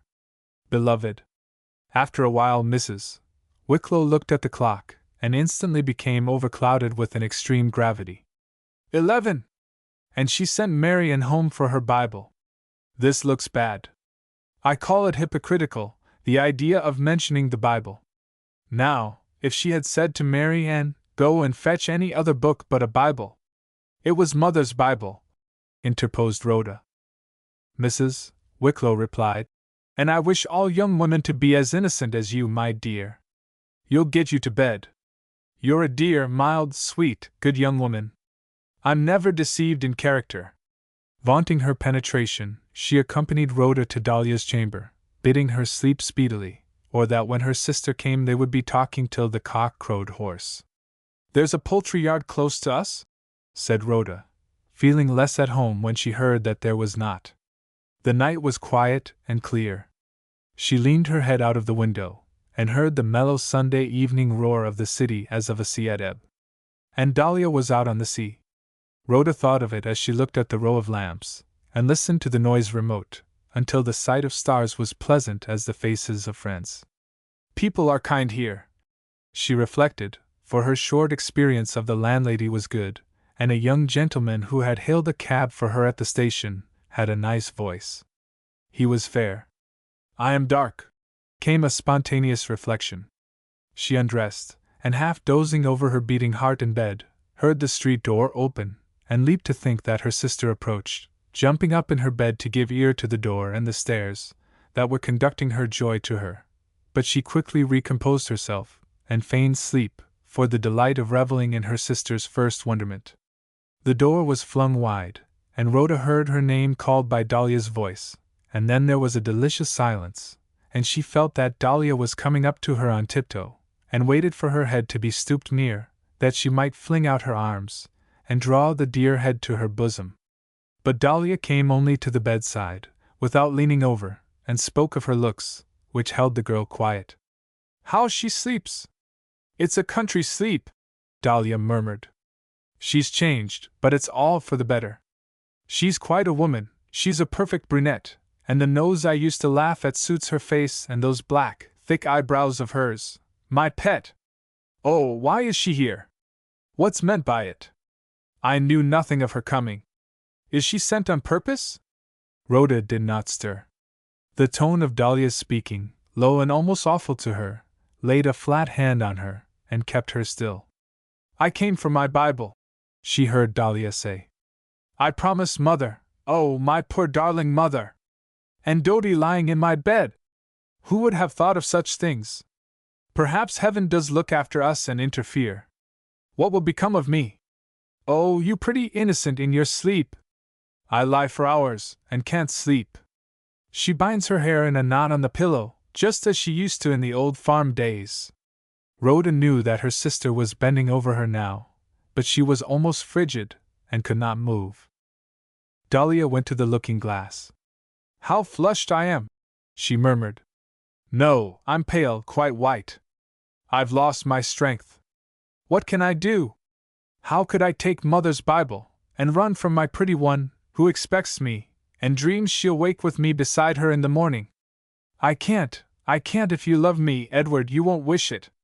She fell into a chair, crying wildly, and muffling her sobs. Rhoda's eyelids grew moist, but wonder and the cold anguish of senseless sympathy held her still frost-bound. All at once she heard the window open. Someone spoke in the street below, someone uttered Dahlia's name. A deep bell swung a note of midnight. "Go!" cried Dahlia. The window was instantly shut. The vibration of Dahlia's voice went through Rhoda like the heavy shaking of the bell after it had struck, and the room seemed to spin and hum. It was to her but another minute before her sister slid softly into the bed, and they were locked together. Chapter 6. Boyne's Bank was of the order of those old and firmly fixed establishments which have taken root with the fortunes of the country, are honourable as England's name, solid as her prosperity, and even as the flourishing green tree to shareholders, a granite house. Boyne himself had been disembodied for more than a century. Bert and Hamble were still of the flesh, but a greater than Burt or Hamble was Blancove, the Sir William Blancove, Baronet, of city feasts and charities, who, besides being a wealthy merchant, possessed of a very acute head for banking, was a scholarly gentleman, worthy of riches. His brother was Squire Blancove, of Rexby, but between these two close relatives there existed no stronger feeling than what was expressed by open contempt of a mind dedicated to business on the one side, and quiet contempt of a life devoted to indolence on the other. Nevertheless, Squire Blancove, though everybody knew how deeply he despised his junior for his city-gained title and commercial occupation, sent him his son Algernon, to get the youth into sound discipline, if possible. This was after the elastic Algernon had, on the paternal intimation of his colonel, relinquished his cornetcy and military service. Sir William received the hopeful young fellow much in the spirit with which he listened to the tales of his brother's comments on his own line of conduct, that is to say, as homage to his intellectual superiority. Mr. Algernon was installed in the bank, and sat down for a long career of groaning at the desk, with more complacency than was expected from him. Sir William forwarded excellent accounts to his brother of the behavior of the heir to his estates. It was his way of rebuking the squire, and in return for it the squire, though somewhat comforted, despised his clerkly son, and lived to learn how very unjustly he did so. Adolescents, who have the taste for running into excesses, enjoy the breath of change as another form of excitement. Change is a sort of debauch to them. They will delight infinitely in a simple country round of existence, in propriety and church-going, in the sensation of feeling innocent. There is little that does not enrapture them, if you tie them down to nothing, and let them try all. Sir William was deceived by his nephew. He would have taken him into his town house, but his own son, Edward, who was studying for the law, had chambers in the Temple, and Algernon, receiving an invitation from Edward, declared a gentle preference for the abode of his cousin. His allowance from his father was properly contracted to keep him from excesses, as the genius of his senior devised, and Sir William saw no objection to the scheme, and made none. The two dined with him about twice in the month. Edward Blancove was 23 years old, a student by fits, and a young man given to be moody. He had powers of gaiety far eclipsing Algernon's, but he was not the same easy-tripping sinner and flippant soul. He was in that yeasty condition of his years when action and reflection alternately usurp the mind, remorse succeeded dissipation, and indulgences offered the soporific to remorse. The friends of the two imagined that Algernon was, or would become, his evil genius. In reality, Edward was the perilous companion. He was composed of better stuff. Algernon was but an airy animal nature, the soul within him being an effervescence lightly let loose. Edward had a fatally serious spirit, and one of some strength. What he gave himself up to, he could believe to be correct, in the teeth of an opposing world, until he tired of it, when he sided as heartily with the world against his quondam self. Algernon might mislead, or point his cousin's passions for a time, yet if they continued their courses together, there was danger that Algernon would degenerate into a reckless subordinate, a minister, a valet, and be tempted unknowingly to do things in earnest, which is nothing less than perdition to this sort of creature. But the key to young men is the ambition, or, in the place of it, the romantic sentiment nourished by them. Edward aspired to become Attorney General of these realms, not a judge, you observe, for a judge is to the imagination of youthful minds a stationary being, venerable, but not active, whereas your Attorney General is always in the fray, and fights commonly on the winning side, a point that renders his position attractive to sagacious youth. Algernon had other views. Civilization had tried him, and found him wanting, so he condemned it. Moreover, sitting now all day at a desk, he was civilization's drudge. No wonder, then, that his dream was of prairies, and primeval forests, and Australian wilds. He believed in his heart that he would be a man new made over there, and always looked forward to savage life as to a bath that would cleanse him, so that it did not much matter his being unclean for the present. The young men had a fair cousin by marriage, a Mrs. Margaret Lovell, a widow. At 17 she had gone with her husband to India, where Harry Lovell encountered the sword of a Sikh Sirdar, and tried the last of his much vaunted swordsmanship, which, with his skill at the pistols, had served him better in 2 antecedent duels, for the vindication of his lovely and terrible young wife. He perished on the field, critically admiring the stroke to which he owed his death. A week after Harry's burial, his widow was asked in marriage by his colonel. Captains, and a giddy subaltern likewise, disputed claims to possess her. She, however, decided to arrest further bloodshed by quitting the regiment. She always said that she left India to save her complexion. And people don't know how very candid I am, she added, for the colonel above mentioned was wealthy, a man expectant of a title, and a good match, and she was laughed at when she thus assigned trivial reasons for momentous resolutions. It is a luxury to be candid, and perfect candor can do more for us than a dark disguise. Mrs. Lovell's complexion was worth saving from the ravages of an Indian climate, and the persecution of claimants to her hand. She was golden and white, like an autumnal birch tree, yellow hair, with warm-toned streaks in it, shading a fabulously fair skin. Then, too, she was tall, of a nervous build, supple and proud in motion, a brilliant horsewoman, and a most distinguished sitter in an easy drawing-room chair, which is, let me impress upon you, no mean quality. After riding out for hours with a sweet comrade, who has thrown the mantle of dignity halfway off her shoulders, it is perplexing, and mixed strangely of humiliation and ecstasy, to come upon her clouded majesty where she reclines as upon rose-hued clouds, in a mystic circle of restriction, she who laughed at your jokes, and capped them, 2 hours ago, a queen. Between Margaret Lovell and Edward there was a misunderstanding, of which no one knew the nature, for they spoke in public very respectfully one of the other. It had been supposed that they were lovers once, but when lovers quarrel, they snarl, they bite, they worry, their eyes are indeed unveiled, and their mouths unmuzzled. Now Margaret said of Edward, "He is sure to rise, he has such good principles." Edward said of Margaret, "She only wants a husband who will keep her well in hand." These sentences scarcely carried actual compliments when you knew the speakers, but outraged lovers cannot talk in that style after they have broken apart. It is possible that Margaret and Edward conveyed to one another as sharp a sting as envenomed lovers attempt. Gossip had once betrothed them, but was now at fault. The lady had a small jointure, and lived partly with her uncle, Lord Elling, partly with Squire Blancove, her aunt's husband, and a little by herself, which was when she counted money in her purse, and chose to assert her independence. She had a name in the world. There is a fate attached to some women, from Helen of Troy downward, that blood is to be shed for them. One duel on behalf of a woman is a reputation to her for life, 2 are notoriety. If she is very young, can they be attributable to her? We charge them naturally to her overpowering beauty. It happened that Mrs. Lovell was beautiful. Under the light of the 2 duels her beauty shone as from an illumination of black flame. Boys adored Mrs. Lovell. These are moths.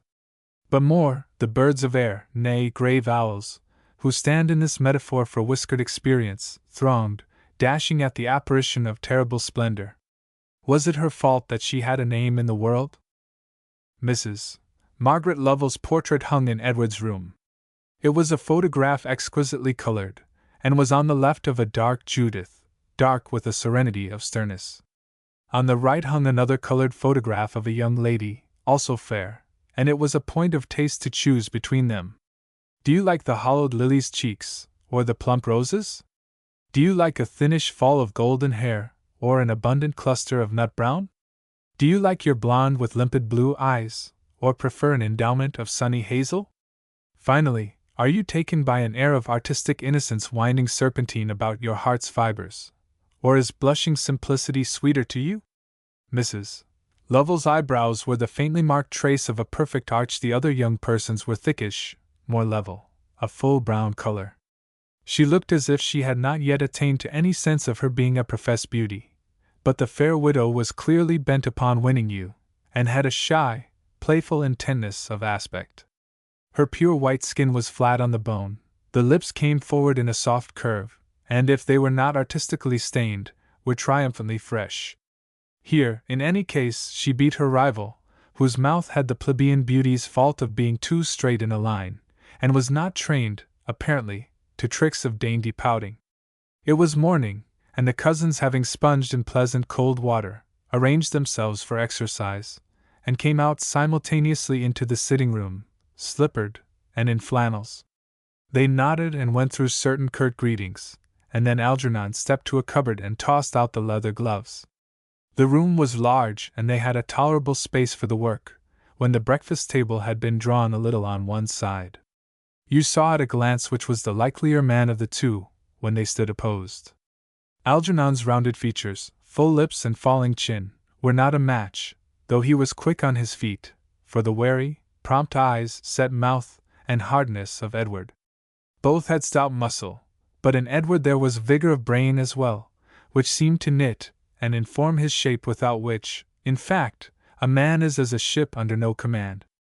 Both looked their best, as, when sparring, men always do look. "Now then," said Algernon, squaring up to his cousin in good style, "now's the time for that unwholesome old boy underneath to commence groaning." "Step as light as you can," replied Edward, meeting him with the pretty motion of the gloves. "I'll step as light as a French dancing master. Let's go to Paris and learn the savate, Ned. It must be a new sensation to stand on one leg and knock a fellow's hat off with the other. Stick to your fists. Hang it! I wish your fists wouldn't stick to me so. You talk too much. Gad, I don't get puffy half so soon as you. I want country air. You said you were going out, old Ned. I changed my mind." Saying which, Edward shut his teeth, and talked for 2 or 3 hot minutes wholly with his fists. The room shook under Algernon's boundings to right and left till a blow sent him back on the breakfast table, shattered a cup on the floor, and bespattered his close flannel shirt with a funereal coffee tinge. "What the deuce I said to bring that on myself, I don't know," Algernon remarked as he rose. "Anything connected with the country disagreeable to you, Ned? Come! A bout of quiet scientific boxing, and none of these beastly rushes, as if you were singling me out of a crowd of magsmen. Did you go to church yesterday, Ned? Confound it, you're on me again, are you?" And Algernon went on spouting unintelligible talk under a torrent of blows. He lost his temper and fought out at them, but as it speedily became evident to him that the loss laid him open to punishment, he prudently recovered it, sparred, danced about, and contrived to shake the room in a manner that caused Edward to drop his arms, in consideration for the distracted occupant of the chambers below. Algernon accepted the truce, and made it peace by casting off one glove. "There! That's a pleasant morning breather," he said, and sauntered to the window to look at the river. "I always feel the want of it when I don't get it. I could take a thrashing rather than not on with the gloves to begin the day. Look at those boats! Fancy my having to go down to the city. It makes me feel like my blood's circulating the wrong way. My father'll suffer some day, for keeping me at this low ebb of cash, by jingo!" He uttered this with a prophetic fierceness. "I cannot even scrape together enough for entrance money to a club. It's sickening. I wonder whether I shall ever get used to banking work? There's an old clerk in our office who says he should feel ill if he missed a day. And the old porter beats him, bangs him to fits. I believe he'd die off if he didn't see the house open to the minute. They say that old boy's got a pretty niece, but he don't bring her to the office now. Reward of merit, Mr. Anthony Hackett is going to receive £10 a year extra. That's for his honesty. I wonder whether I could earn a reputation for the sake of a prospect of £10 extra to my salary. I've got a salary! Hurrah! But if they keep me to my 150 per annum, don't let them trust me every day with the bags, as they do that old fellow. Some of the men say he's good to lend £50 at a pinch. Are the chops coming, Ned?" "The chops are coming," said Edward, who had thrown on a boating coat and plunged into a book, and spoke echoing. "Here's little Peggy Lovell." Algernon faced this portrait. "It don't do her justice. She's got more life, more change in her, more fire. She's starting for town, I hear." "She is starting for town," said Edward. "How do you know that?" Algernon swung about to ask. Edward looked round to him. "By the fact of your not having fished for a holiday this week. How did you leave her yesterday, Algy? Quite well, I hope?" The ingenuous face of the young gentleman crimsoned. "Oh, she was well," he said. "Ha! I see there can be some attraction in your dark women. You mean that, Judith?" "Yes, she's a good diversion." Edward gave a two-edged response. "What train did you come up by last night?" "The last from Rexby." "That reminds me, I saw a young Judith just as I got out. She wanted a cab. I called it for her. She belongs to old Hackbutt of the bank, the old porter, you know. If it wasn't that there's always something about dark women which makes me think they're going to have a mustache, I should take to that girl's face." Edward launched forth an invective against fair women. "What have they done to you? What have they done?" said Algernon. "My good fellow, they're nothing but color. They've no conscience. If they swear a thing to you one moment, they break it the next. They can't help doing it. You don't ask the gilt weathercock to keep faith with anything but the wind, do you? It's an ass that trusts a fair woman at all, or has anything to do with the confounded set. Cleopatra was fair, so was Delilah, so is the devil's wife. Reach me that book of reports." "By Jingo!" cried Algernon. "My stomach reports that if provision doesn't soon approach, why don't you keep a French cook here, Ned? Let's give up the women, and take to a French cook." Edward yawned horribly. "All in good time. It's what we come to. It's philosophy, your French cook. I wish I had it, or him. I'm afraid a fellow can't anticipate his years, not so lucky. By Jove! We shall have to be philosophers before we breakfast," Algernon exclaimed. "It's 9. I've to be tied to the stake at 10, chained and muzzled, a leetle dog. I wish I hadn't had to leave the service. It was a vile conspiracy against me there, Ned. Hang all tradesmen! I sit on a stool, and add up figures. I work harder than a nigger in the office.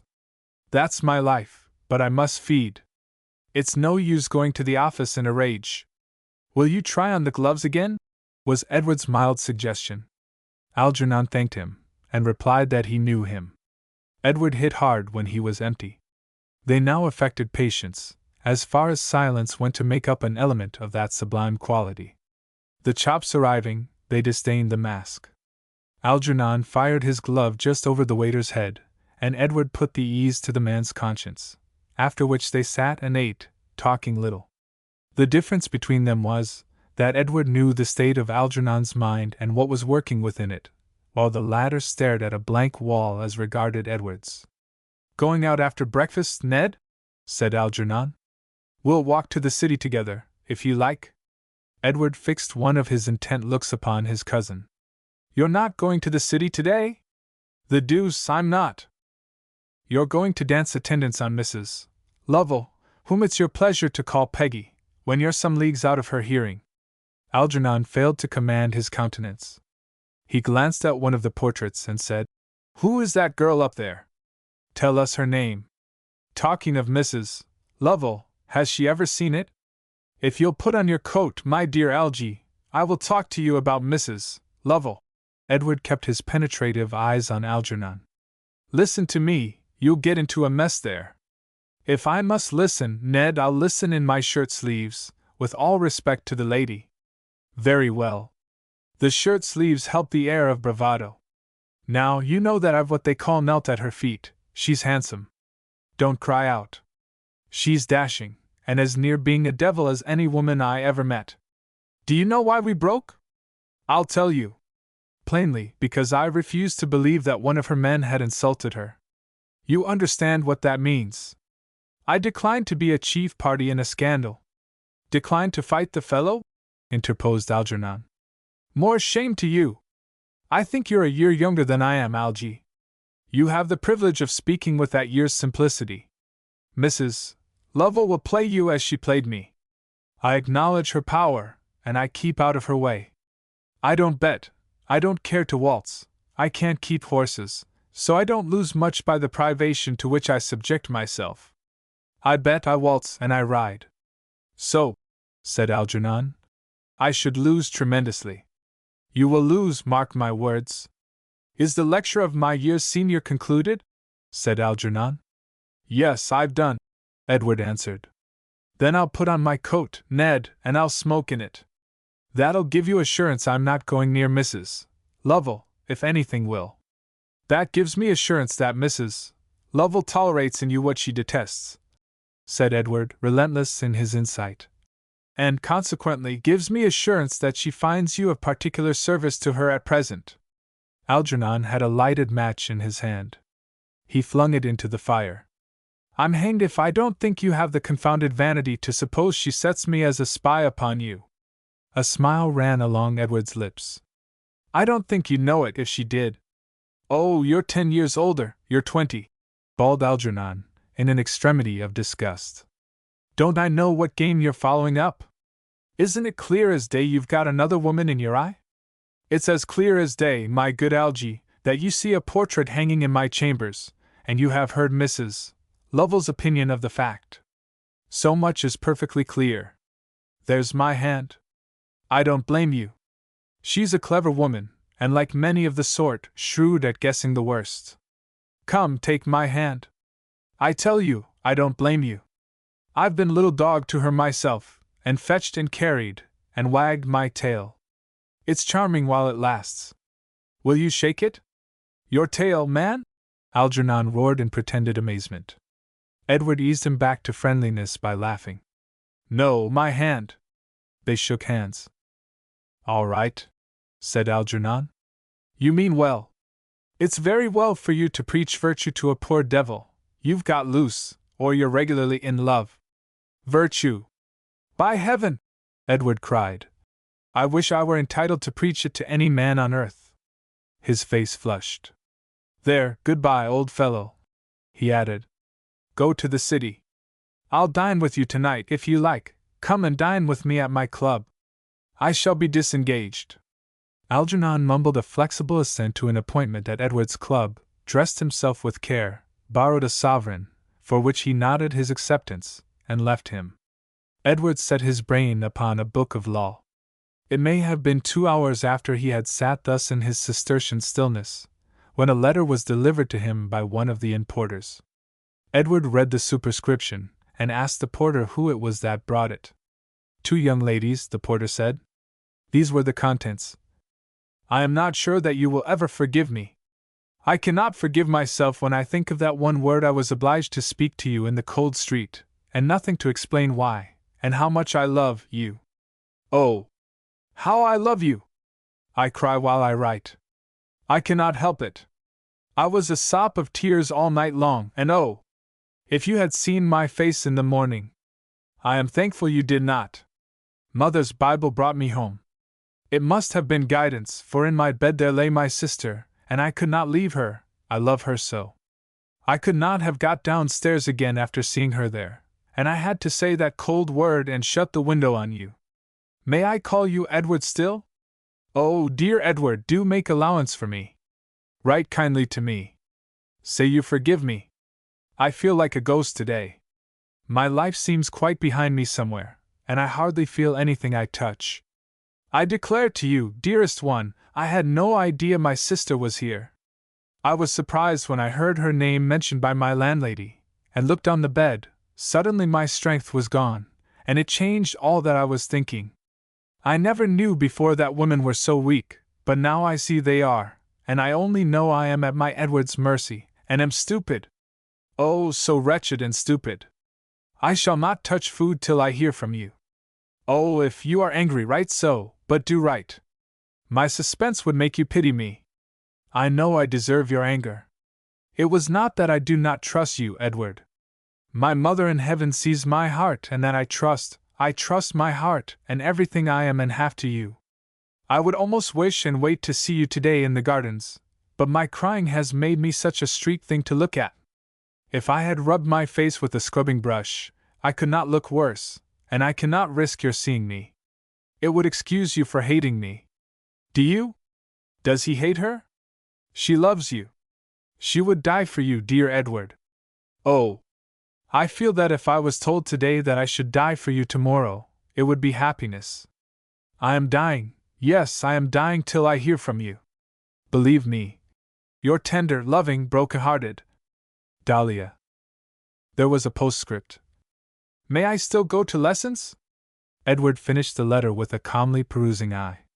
He had winced triflingly at one or two expressions contained in it, forcible, perhaps, but not such as Mrs. Lovell smiling from the wall yonder would have used. The poor child threatens to eat no dinner, if I don't write to her, he said, and replied in a kind and magnanimous spirit, concluding, Go to lessons by all means. Having accomplished this, he stood up, and by hazard fell to comparing the rival portraits, a melancholy and a comic thing to do, as you will find if you put two painted heads side by side, and set their merits contesting, and reflect on the contest, and to what advantages, personal, or of the artists, the winner owes the victory. Dahlia had been admirably dealt with by the artist. The charm of pure ingenuousness without rusticity was visible in her face and figure. Hanging there on the wall, she was a match for Mrs. Lovell. Chapter 7. Rhoda returned home the heavier for a secret that she bore with her. All through the first night of her sleeping in London, Dahlia's sobs, and tender hugs, and self-reproaches, had penetrated her dreams, and when the morning came she had scarcely to learn that Dahlia loved someone. The confession was made, but his name was reserved. Dahlia spoke of him with such sacredness of respect that she seemed lost in him, and like a creature kissing his feet.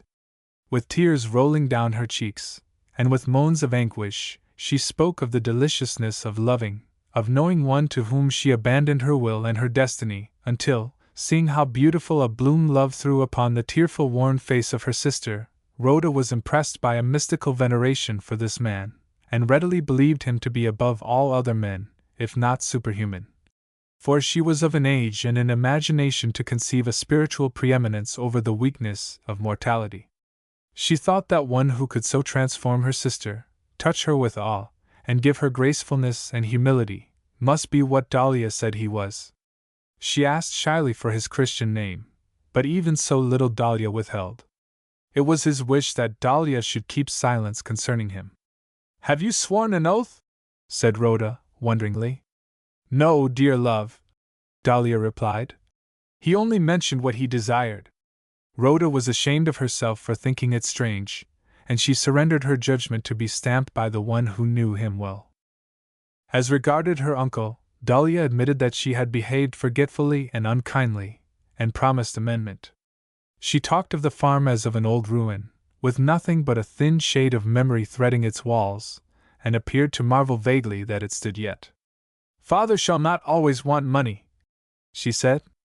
She was particular in prescribing books for Rhoda to read, good authors, she emphasized, and named books of history, and poets, and quoted their verses. For my darling will some day have a dear husband, and he must not look down on her. Rhoda shook her head, full sure that she could never be brought to utter such musical words naturally. Yes, dearest, when you know what love is, said Dahlia, in an underbreath. Could Robert inspire her with the power?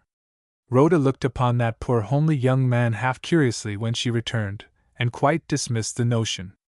Besides, she had no feeling for herself. Her passion was fixed upon her sister, whose record of emotions in the letters from London placed her beyond dull days and nights. The letters struck many chords. A less subservient reader would have set them down as variations of the language of infatuation, but Rhoda was responsive to every word and change of mood, from the I am unworthy, degraded wretched, to I am blessed above the angels. If one letter said, We met yesterday, Rhoda's heart beat on to the question, Shall I see him again tomorrow? And will she see him? Has she seen him? Agitated her and absorbed her thoughts. So humbly did she follow her sister, without daring to forecast the prospect for her, or dream of an issue, that when on a summer morning a letter was brought in at the breakfast table, marked Urgent and Private, she opened it, and the first line dazzled her eyes. The surprise was a shock to her brain. She rose from her unfinished meal, and walked out into the wide air, feeling as if she walked on thunder. The letter ran thus: My own innocent, I am married. We leave England today. I must not love you too much, for I have all my love to give to my Edward, my own now, and I am his trustingly forever. But he will let me give you some of it, and Rhoda is never jealous. She shall have a great deal. Only I am frightened when I think how immense my love is for him, so that everything he thinks right is right to me. I am not afraid to think so. If I were to try, a cloud would come over me. It does, if only I fancy for half a moment I am rash, and a straw. I cannot exist except through him. So I must belong to him, and his will is my law. My prayer at my bedside every night is that I may die for him. We used to think the idea of death so terrible. Do you remember how we used to shudder together at night when we thought of people lying in the grave? And now, when I think that perhaps I may some day die for him, I feel like a crying in my heart with joy. I have left a letter, enclosed to Uncle for Father. He will see Edward by and by. Oh! May heaven spare him from any grief. Rhoda will comfort him. Tell him how devoted I am.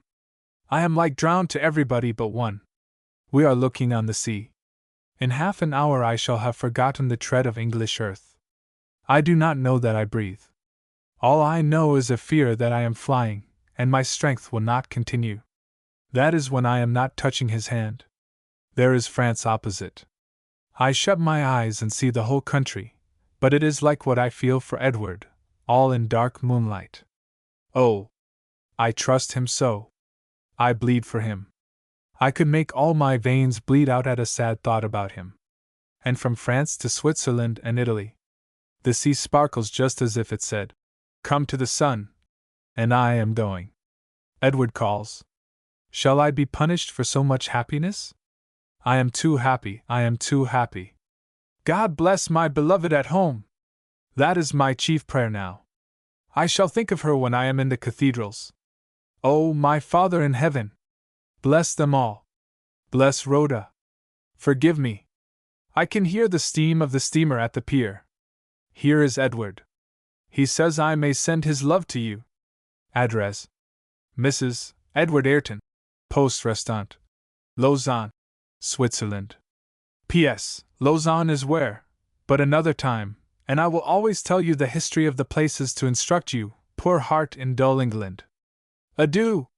Goodbye, and God bless my innocent at home, my dear sister. I love her.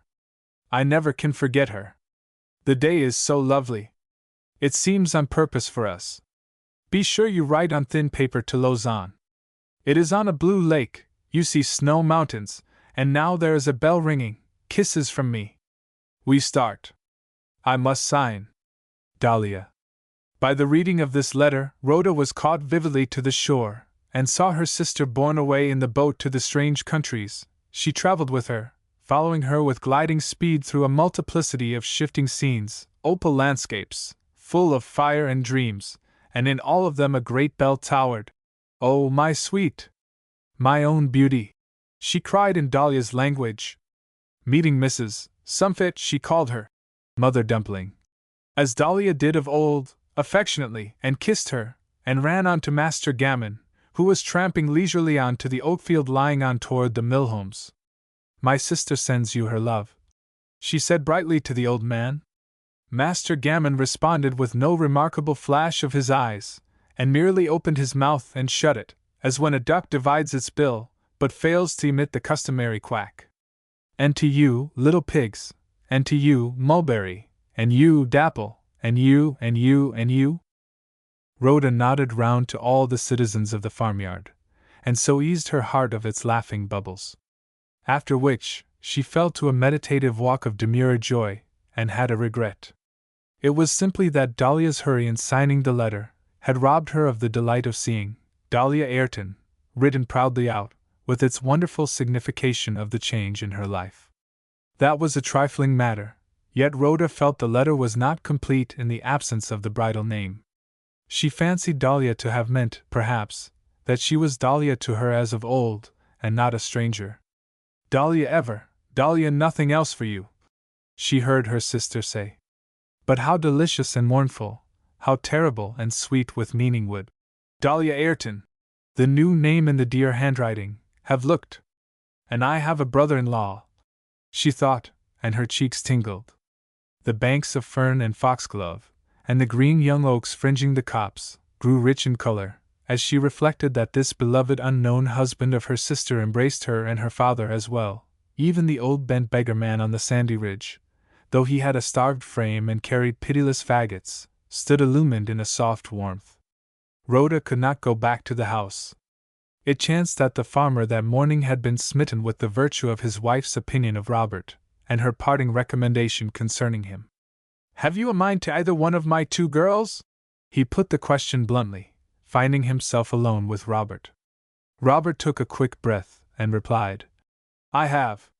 "Then make your choice," said the farmer, and tried to go about his business, but hung near Robert in the fields till he had asked, "Which one is it, my boy?" Robert turned a blade of wheat in his mouth. "I think I shall leave her to tell that," was his answer. "Why, don't ye know which one you prefer to choose, man?" quoth Mr. Fleming.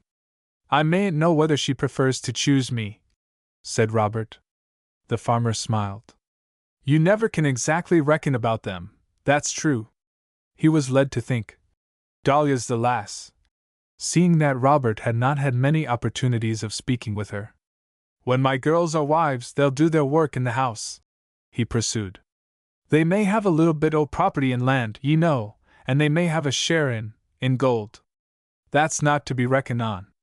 We're an old family, Robert, and I suppose we've our pride somewhere down. Anyhow, you can't look on my girls and not on their superior girls.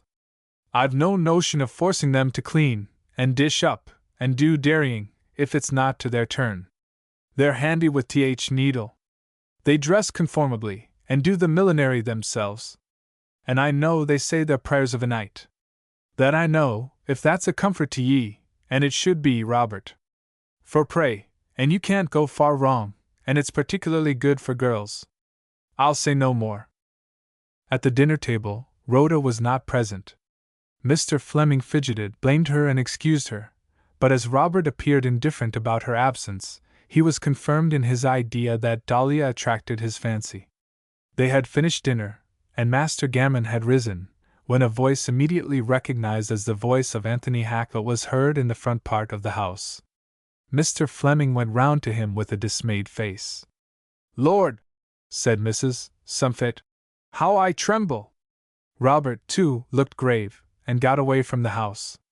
The dread of evil news of Dahlia was common to them all, yet none had mentioned it, Robert conceiving that it would be impertinence on his part to do so, the farmer, that the policy of permitting Dahlia's continued residence in London concealed the peril, while Mrs. Sumfit flatly defied the threatening of a mischance to one so sweet and fair, and her favorite. It is the insincerity of persons of their class, but one need not lay stress on the wilfulness of uneducated minds. Robert walked across the fields, walking like a man with an object in view. As he dropped into one of the close lanes which led up to Rexby Hall, he saw Rhoda standing under an oak, her white morning dress covered with sunspots. His impulse was to turn back, the problem, how to speak to her, not being settled within him. But the next moment his blood chilled, for he had perceived, though he had not felt simultaneously, that 2 gentlemen were standing near her, addressing her. And it was likewise manifest that she listened to them. These presently raised their hats and disappeared. Rhoda came on toward Robert. "You have forgotten your dinner," he said, with a queer sense of shame at dragging in the mention of that meal. "I have been too happy to eat," Rhoda replied. Robert glanced up the lane, but she gave no heed to this indication, and asked, "Has Uncle come? Did you expect him? I thought he would come. What has made you happy? You will hear from Uncle. Shall I go and hear what those—" Robert checked himself, but it would have been better had he spoken out. Rhoda's face, from a light of interrogation, lowered its look to contempt. She did not affect the feminine simplicity which can so prettily misunderstand and put by an implied accusation of that nature. Doubtless her sharp instinct served her by telling her that her contempt would hurt him shrewdly now. The foolishness of a man having much to say to a woman, and not knowing how or where the beginning of it might be, was perceptible about him. A shout from her father at the open garden gate hurried on Rhoda to meet him. Old Anthony was at Mr. Fleming's elbow. "You know it? You have her letter, father?" said Rhoda gaily, beneath the shadow of his forehead. And a queen of the Egyptians is what you might have been, said Anthony, with a speculating eye upon Rhoda's dark, bright face. Rhoda put out her hand to him, but kept her gaze on her father. William Fleeting relaxed the knot of his brows and lifted the letter. Listen all! This is from a daughter to her father. And he read, oddly accentuating the first syllables of the sentences. Dear father, my husband will bring me to see you when I return to dear England. I ought to have concealed nothing, I know. Try to forgive me. I hope you will. I shall always think of you. God bless you. I am, ever with respect, your dearly loving daughter, Dahlia. Dahlia blank, said the farmer, turning his look from face to face. A deep fire of emotion was evidently agitating him, for the letter rustled in his hand, and his voice was uneven. Of this, no sign was given by his inexpressive features. The round brown eyes and the ruddy varnish on his cheeks were a mask upon grief, if not also upon joy. Dahlia what? What's her name? He resumed. Here, my husband will bring me to see you. Who's her husband? Has he got a name? And a blank envelope to her uncle here, who's kept her in comfort for so long. And this is all she writes to me. Will any one spell out the meaning of it? Dahlia was in great haste, father, said Rhoda. Oh, you're the one I know, returned the farmer. It's sister and sister with you. But she was very, very hurried, father. I have a letter from her, and I have only Dahlia written at the end, no other name. And you suspect no harm of your sister. Father, how can I imagine any kind of harm? That letter, my girl, sticks to my skull, as though it meant to say, you've not understood me yet. I've read it a matter of 20 times, and I'm no nearer to the truth of it. But if she's lying here in this letter, what's she walking on? How long are we to wait for to hear? I give you my word, Robert, I'm feeling for you as I am for myself. Or wasn't it that one? Is it this one? He leveled his finger at Rhoda. In any case, Robert, you'll feel for me as a father. I'm shut in a dark room with the candle blown out. I've heard of a sort of fear you have in that dilemma, lest you should lay your fingers on edges of sharp knives, and if I think a step, if I go thinking a step, and feel my way, I do cut myself, and I bleed, I do. Robert, just take and say, it wasn't that one. Such a statement would carry with it the confession that it was this one for whom he cared, this scornful one, this jilt, this brazen girl who could make appointments with gentlemen, or suffer them to speak to her, and subsequently look at him with innocence and with anger. Believe me, Mr. Fleming, I feel for you as much as a man can, he said uneasily, swaying half round as he spoke. Do you suspect anything bad? The farmer repeated the question, like one who only wanted a confirmation of his own suspicions to see the fact built up. Robert, does this look like the letter of a married woman? Is a daughter like, man? Help another, I can't think for myself, she ties my hands. Speak out. Robert set his eyes on Rhoda. He would have given much to have been able to utter, I do. Her face was like an eager flower straining for light. The very beauty of it swelled his jealous passion, and he flattered himself with his incapacity to speak an abject lie to propitiate her. She says she is married. We're bound to accept what she says. That was his answer. Is she married? Thundered the farmer. Has she been and disgraced her mother in her grave? What am I to think? She's my flesh and blood. Is she? Oh, hush, father! Rhoda laid her hand on his arm. What doubt can there be of Dahlia? You have forgotten that she is always truthful. Come away. It is shameful to stand here and listen to unmanly things. She turned a face of ashes upon Robert. Come away, father. She is our own. She is my sister. A doubt of her is an insult to us. But Robert, don't doubt her, eh? The farmer was already half distracted from his suspicions. Have you any real doubt about the girl, Robert? I don't trust myself to doubt anybody, said Robert. You don't cast us off, my boy? I'm a laborer on the farm, said Robert, and walked away. He's got reason to feel this more and the rest of us, poor lad. It's a blow to him, with which the farmer struck his hand on Rhoda's shoulder. I wish he'd set his heart on a safer young woman. Rhoda's shudder of revulsion was visible as she put her mouth up to kiss her father's cheek. Chapter 8. That is Rexby Hall, upon the hill between Fenhurst and Rexby, the white square mansion, with the lower drawing-room windows one full bow of glass against the sunlight, and great single trees spotting the distant green slopes. From Queen Anne's farm you could read the hour by the stretching of their shadows. Squire Blancove, who lived there, was an irascible, gouty man, out of humor with his time, and beginning, alas for him, to lose all true faith in his port, though, to do him justice, he wrestled hard with this great heresy. His friends perceived the decay in his belief sooner than he did himself. He was sour in the evening as in the morning. There was no chirp in him when the bottle went round. He had never 1 hour of a humane mood to be reckoned on now. The day, indeed, is sad when we see the skeleton of the mistress by whom we suffer, but cannot abandon her. The squire drank, knowing that the issue would be the terrific, curse-begetting twinge in his foot, but, as he said, he was a man who stuck to his habits. It was over his port that he had quarrelled with his rector on the subject of hopeful Algernon, and the system he adopted with that young man. This incident has something to do with Rhoda's story, for it was the reason why Mrs. Lovell went to Rexby Church, the spirit of that lady leading her to follow her own impulses, which were mostly in opposition. So, when perchance she visited the hall, she chose not to accompany the squire and his subservient guests to Fenhurst, but made a point of going down to the unoccupied Rexby pew. She was a beauty, and therefore powerful, otherwise her act of nonconformity would have produced bad blood between her and the squire.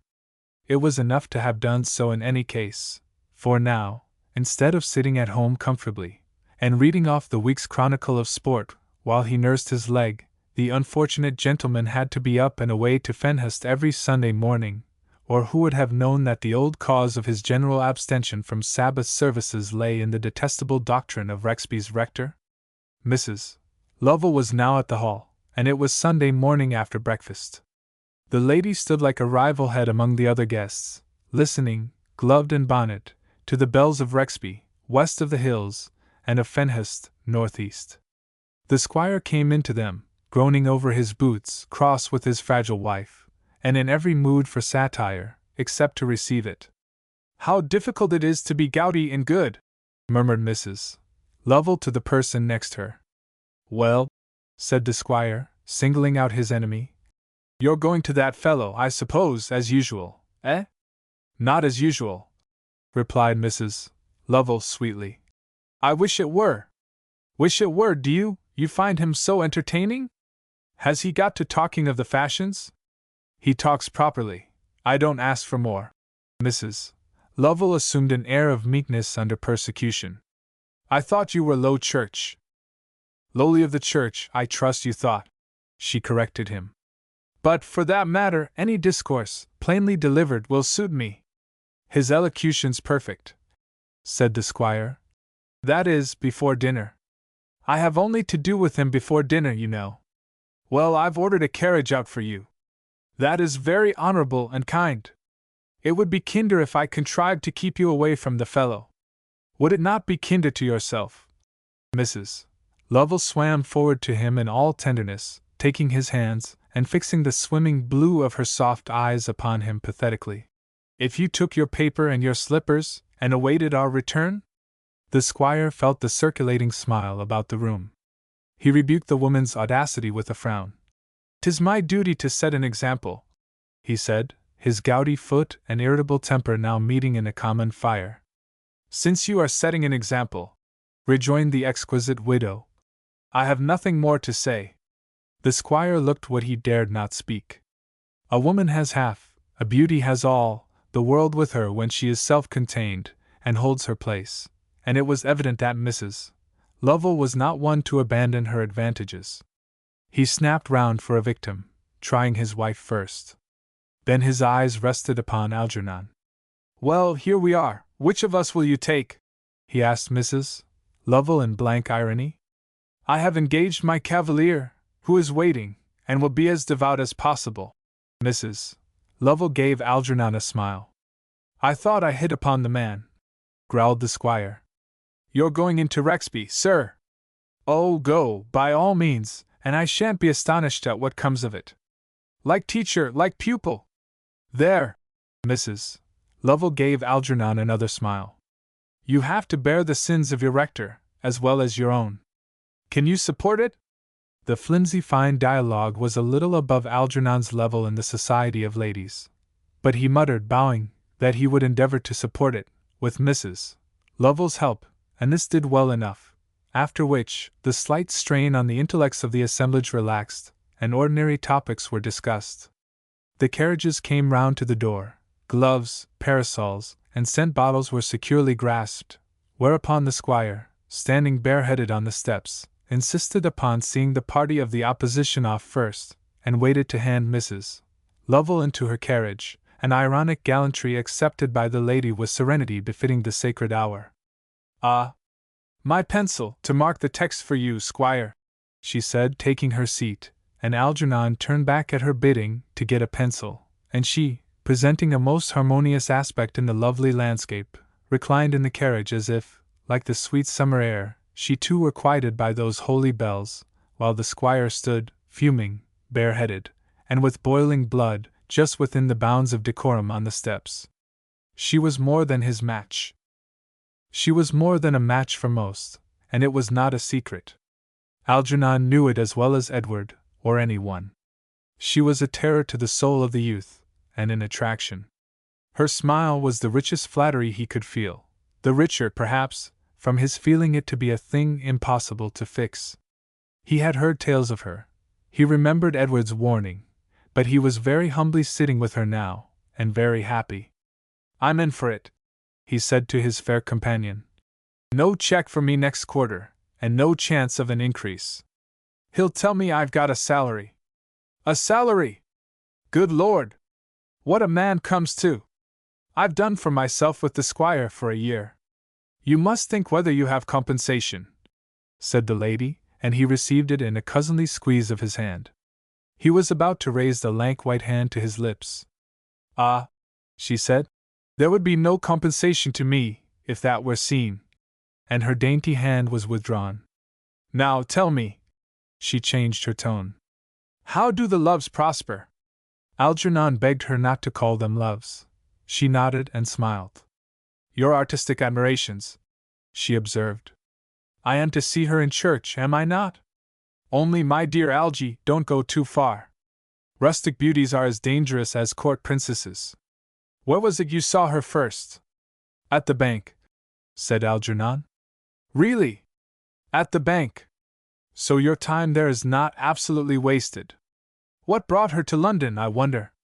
Well, she has an old uncle, a queer old fellow, and he's a sort of porter, money porter, in the bank, awfully honest, or he might half break it some fine day, if he chose to cut and run. She's got a sister, prettier than this girl, the fellows say. I've never seen her. I expect I've seen a portrait of her, though. Ah, Mrs. Lovell musically drew him on. Was she dark, too? No, she's fair.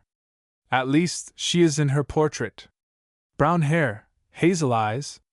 Oh! You guess, do you? I guess nothing, though it seems profitable.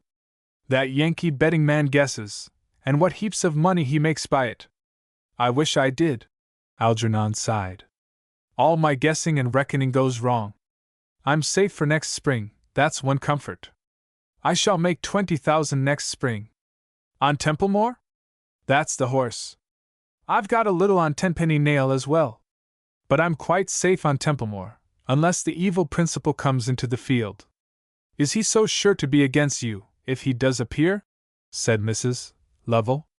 Certain, ejaculated Algernon, in honest indignation. Well, Algy, I don't like to have him on my side. Perhaps I will take a share in your luck to make it. To make it? She played prettily as a mistress teasing her lapdog to jump for a morsel, adding, Oh, Algy, you are not a Frenchman. To make it divine, sir. You have missed your chance. There's one chance I shouldn't like to miss, said the youth. Then do not mention it, she counseled him. And seriously, I will take a part of your risk. I fear I am lucky, which is ruinous. We will settle that by and by. Do you know, Algy, the most expensive position in the world is a widow's. You needn't be one very long, growled he. I'm so wretchedly fastidious, don't you see? And it's best not to sigh when we're talking of business, if you'll take me for a guide. So, the old man brought this pretty rustic Miss Rhoda to the bank? Once, said Algernon. Just as he did with her sister. He's proud of his nieces, shows them and then hides them. The fellows at the bank never saw her again. Her name is? Dahlia. Ah, yes, Dahlia. Extremely pretty. There are brown dahlias, dahlias of all colors. And the portrait of this fair creature hangs up in your chambers in town? Don't call them my chambers, Algernon protested. Your cousins, if you like. Probably Edward happened to be at the bank when fair Dahlia paid her visit. Once seems to have been enough for both of you. Algernon was unread in the hearts of women, and imagined that Edward's defection from Mrs. Lovell's sway had deprived him of the lady's sympathy and interest in his fortunes. Poor old Ned's in some scrape, I think, he said. Where is he? The lady asked, languidly. Paris. Paris? How very odd! And out of the season, in this hot weather. It's enough to lead me to dream that he has gone over. One cannot realize why. Upon my honor! Algernon thumped on his knee. By jingo! He adopted a less compromising interjection. Ned's fool enough. My idea is, he's gone and got married. Mrs. Lovell was lying back with the neglectful grace of incontestable beauty, not a line to wrinkle her smooth, soft features. For one sharp instant her face was all edged and puckered, like the face of a fair witch. She sat upright. Married! But how can that be when we none of us have heard a word of it? I dare say you haven't, said Algernon. And not likely to. Ned's the closest fellow of my acquaintance. He hasn't taken me into his confidence, you may be sure. He knows I'm too leaky. There's no bore like a secret. I've come to my conclusion in this affair by putting together a lot of little incidents and adding them up. First, I believe he was at the bank when that fair girl was seen there. Secondly, from the description the fellows give of her, I should take her to be the original of the portrait. Next, I know that Rhoda has a fair sister who has run for it. And last, Rhoda has had a letter from her sister, to say she's away to the continent, and is married. Ned's in Paris. Those are my facts, and I give you my reckoning of them. Mrs. Lovell gazed at Algernon for one long meditative moment. Impossible, she exclaimed. Edward has more brains than heart. And now the lady's face was scarlet. How did this Rhoda, with her absurd name, think of meeting you to tell you such stuff?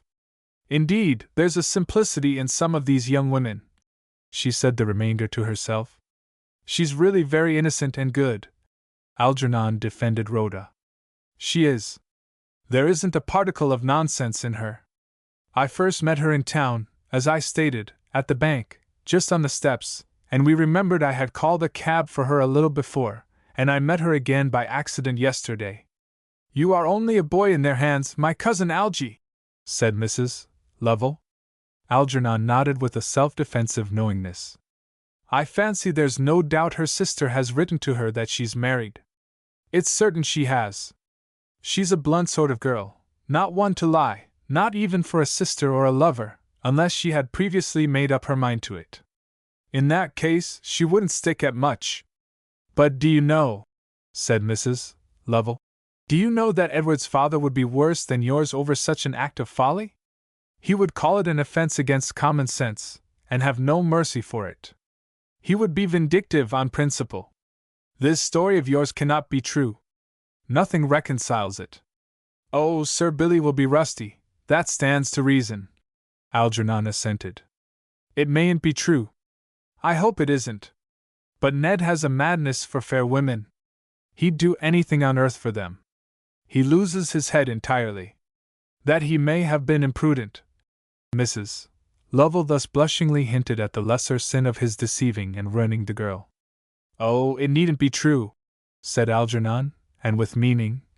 Who's to blame if it is? Mrs. Lovell again reddened.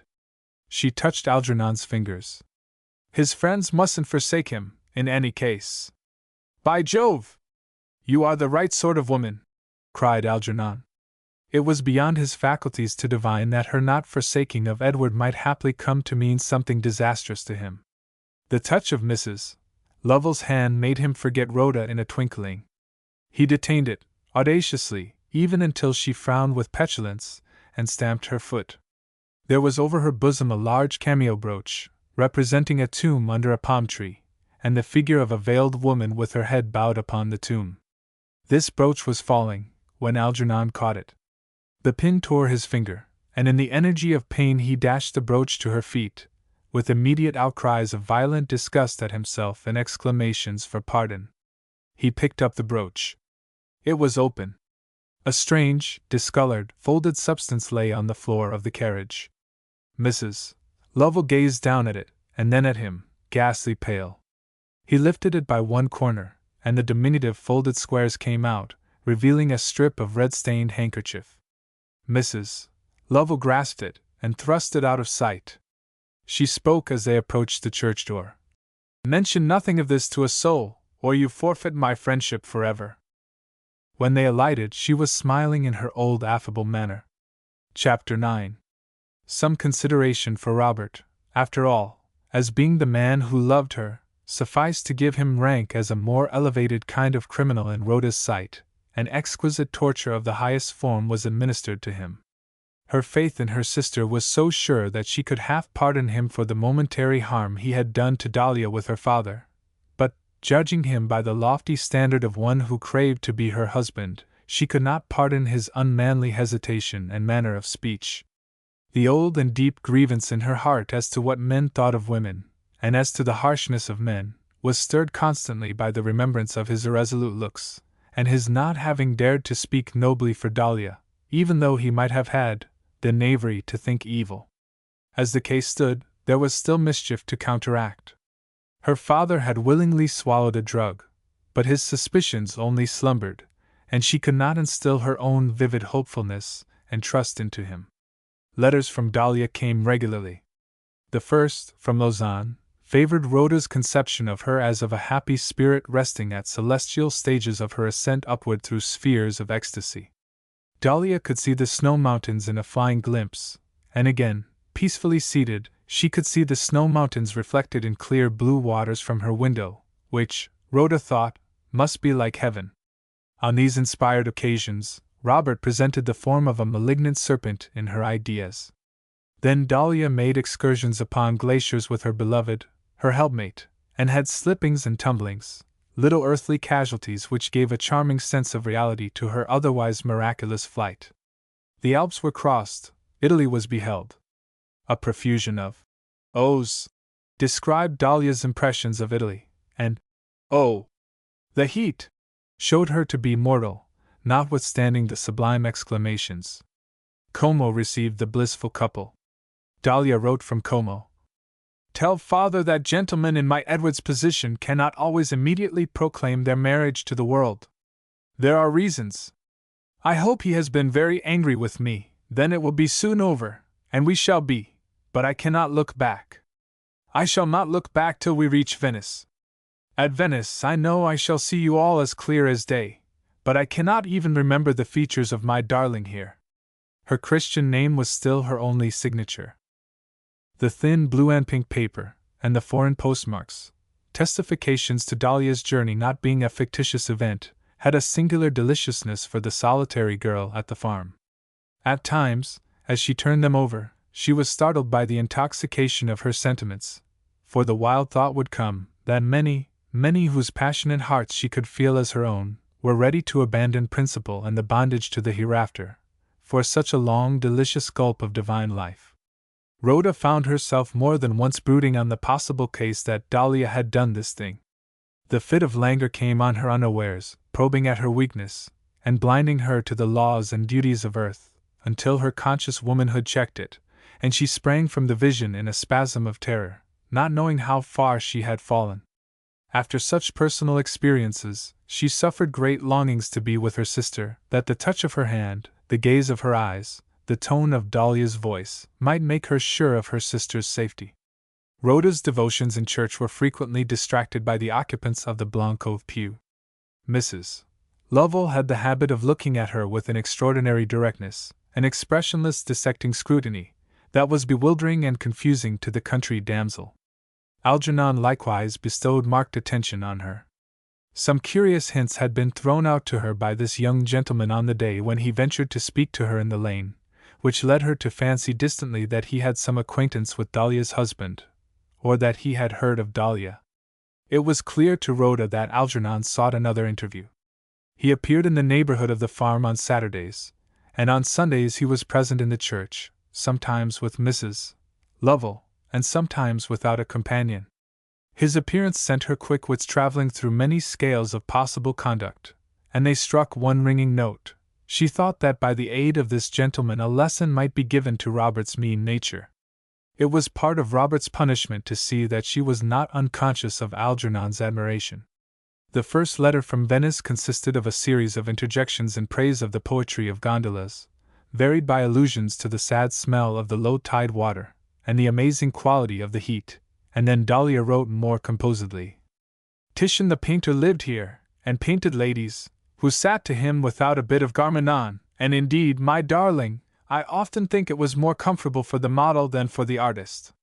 Even modesty seems too hot a covering for human creatures here. The sun strikes me down. I am ceasing to have a complexion. It is pleasant to know that my Edward is still proud of me. He has made acquaintance with some of the officers here, and seems pleased at the compliments they pay me. They have nice manners, and white uniforms that fit them like a kid glove. I am Edward's resplendent wife. A colonel of one of the regiments invited him to dinner, speaking English, with your resplendent wife. Edward has no mercy for errors of language, and he would not take me. Ah! Who knows how strange men are? Never think of being happy unless you can always be blind.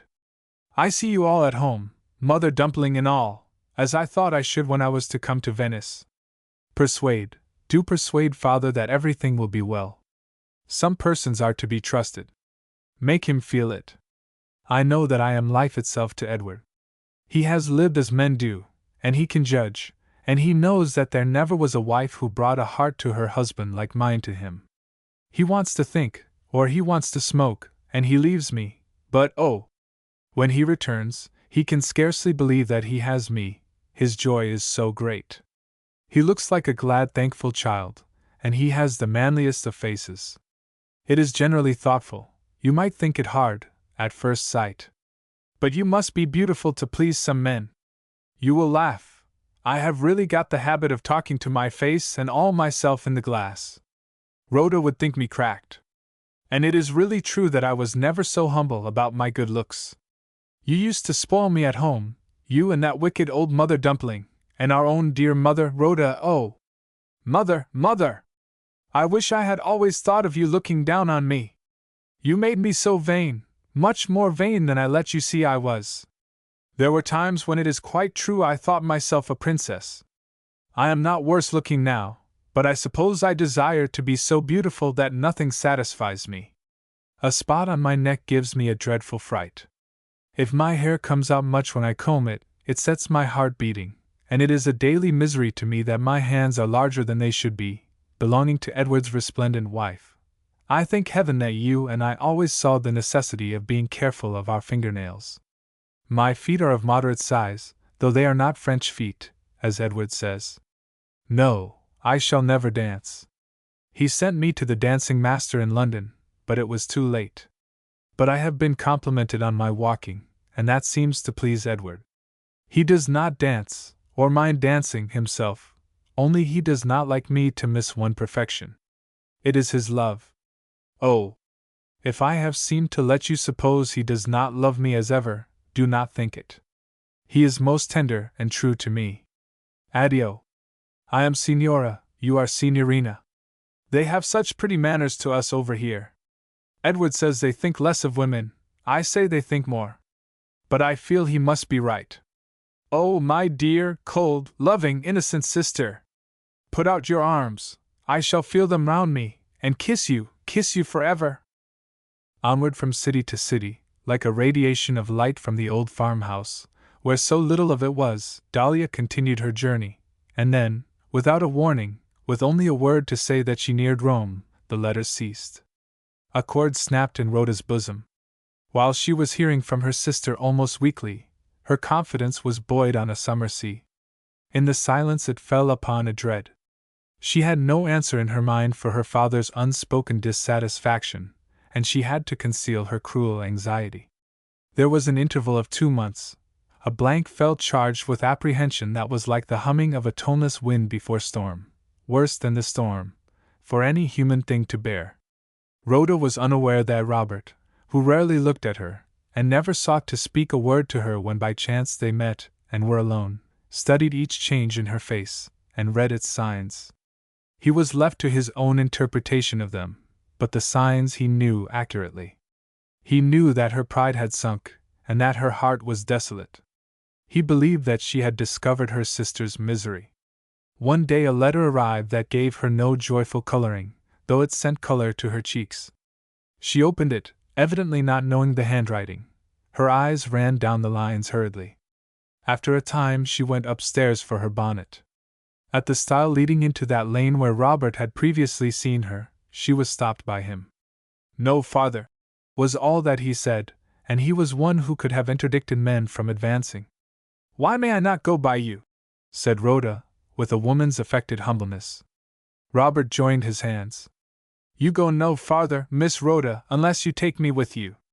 "I shall not do that, Mr. Robert." "Then you had better return home." "Will you let me know what reasons you have for behaving in this manner to me?" "I'll let you know by and by," said Robert. "At present, you'll let the stronger of the two have his way." He had always been so meek and gentle and inoffensive, that her contempt had enjoyed free play, and had never risen to anger. But violent anger now surged against him, and she cried, "Do you dare to touch me?" trying to force her passage by. Robert caught her softly by the wrist. There stood at the same time a full-statured strength of will in his eyes, under which her own fainted. "Go back," he said, and she turned that he might not see her tears of irritation and shame. He was treating her as a child, but it was to herself alone that she could defend herself. She marveled that when she thought of an outspoken complaint against him, her conscience gave her no support. "Is there no freedom for a woman at all in this world?" Rhoda framed the bitter question. Rhoda went back as she had come. Algernon Blancove did the same. Between them stood Robert, thinking, "Now I have made that girl hate me for life." It was in November that a letter, dated from London, reached the farm, quickening Rhoda's blood anew. "I am alive," said Dahlia, and she said little more, except that she was waiting to see her sister, and bade her urgently to travel up alone. Her father consented to her doing so. After a consultation with Robert, however, he determined to accompany her. "She can't object to see me too," said the farmer, and Rhoda answered, "No." But her face was bronze to Robert when they took their departure. Chapter 10. Old Anthony was expecting them in London. It was now winter, and the season for theatres, so, to show his brother-in-law the fun of a theatre was one part of his projected hospitality, if Mr. Fleming should haply take the hint that he must pay for himself. Anthony had laid out money to welcome the farmer, and was shy and fidgety as a girl who anticipates the visit of a promising youth, over his fat goose for next day's dinner, and his shrimps for this day's tea, and his red slice of strong cheese, called of Cheshire by the reckless butterman, for supper. He knew that both Dahlia and Rhoda must have told the farmer that he was not high up in Boyne's Bank, and it fretted him to think that the mysterious respect entertained for his wealth by the farmer, which delighted him with a novel emotion, might be dashed by what the farmer would behold. During his last visit to the farm, Anthony had talked of the funds more suggestively than usual. He had alluded to his own dealings in them, and to what he would do and would not do under certain contingencies, thus shadowing out, dimly luminous and immense, what he could do, if his sagacity prompted the adventure. The farmer had listened through the buzzing of his uncertain grief, only sighing for answer. "If ever you come up to London, brother William John," said Anthony, "you mind you go about arm in arm with me, or you'll be judging by appearances, and says you, Lor, what a thousander fellow this is, and what a millionaire fellow that is. You'll be giving your millions and your thousands to the wrong people, when they haven't got a penny. All London 'll be topsy-turvy to you, unless you've got a guide, and he'll show you a shabby-coated, head-in-the-gutter old man 'll buy up the lot. Everybody that doesn't know him says, 'Look at him!' But they that knows him, hats off, I can tell you. And talk about lords! We don't mind their coming into the city, but they know the scent of cash. I've had a lord take off his hat to me. It's a fact, I have." In spite of the caution Anthony had impressed upon his country relative, that he should not judge by appearances, he was nevertheless under an apprehension that the farmer's opinion of him, and the luxurious, almost voluptuous, enjoyment he had of it, were in peril. When he had purchased the well-probed fat goose, the shrimps, and the cheese, he was only half satisfied. His ideas shot boldly at a bottle of wine, and he employed a summer-lighted evening in going a round of wine merchants' placards, and looking out for the cheapest bottle he could buy. And he would have bought one. He had sealing wax of his own and could have stamped it with the office stamp of Boyne's Bank for that matter, to make it as dignified and costly as the vaunted red seals and green seals of the placards. He would have bought one, had he not, by one of his lucky mental illuminations, recollected that it was within his power to procure an order to taste wine at the docks, where you may get as much wine as you like out of big sixpenny glasses, and try cask after cask, walking down gaslit paths between the huge bellies of wine which groaned to be tapped and tried, that men may know them. The idea of paying 2 shillings and 6 for one miserable bottle vanished at the richly colored prospect. "That'll show him something of what London is," thought Anthony.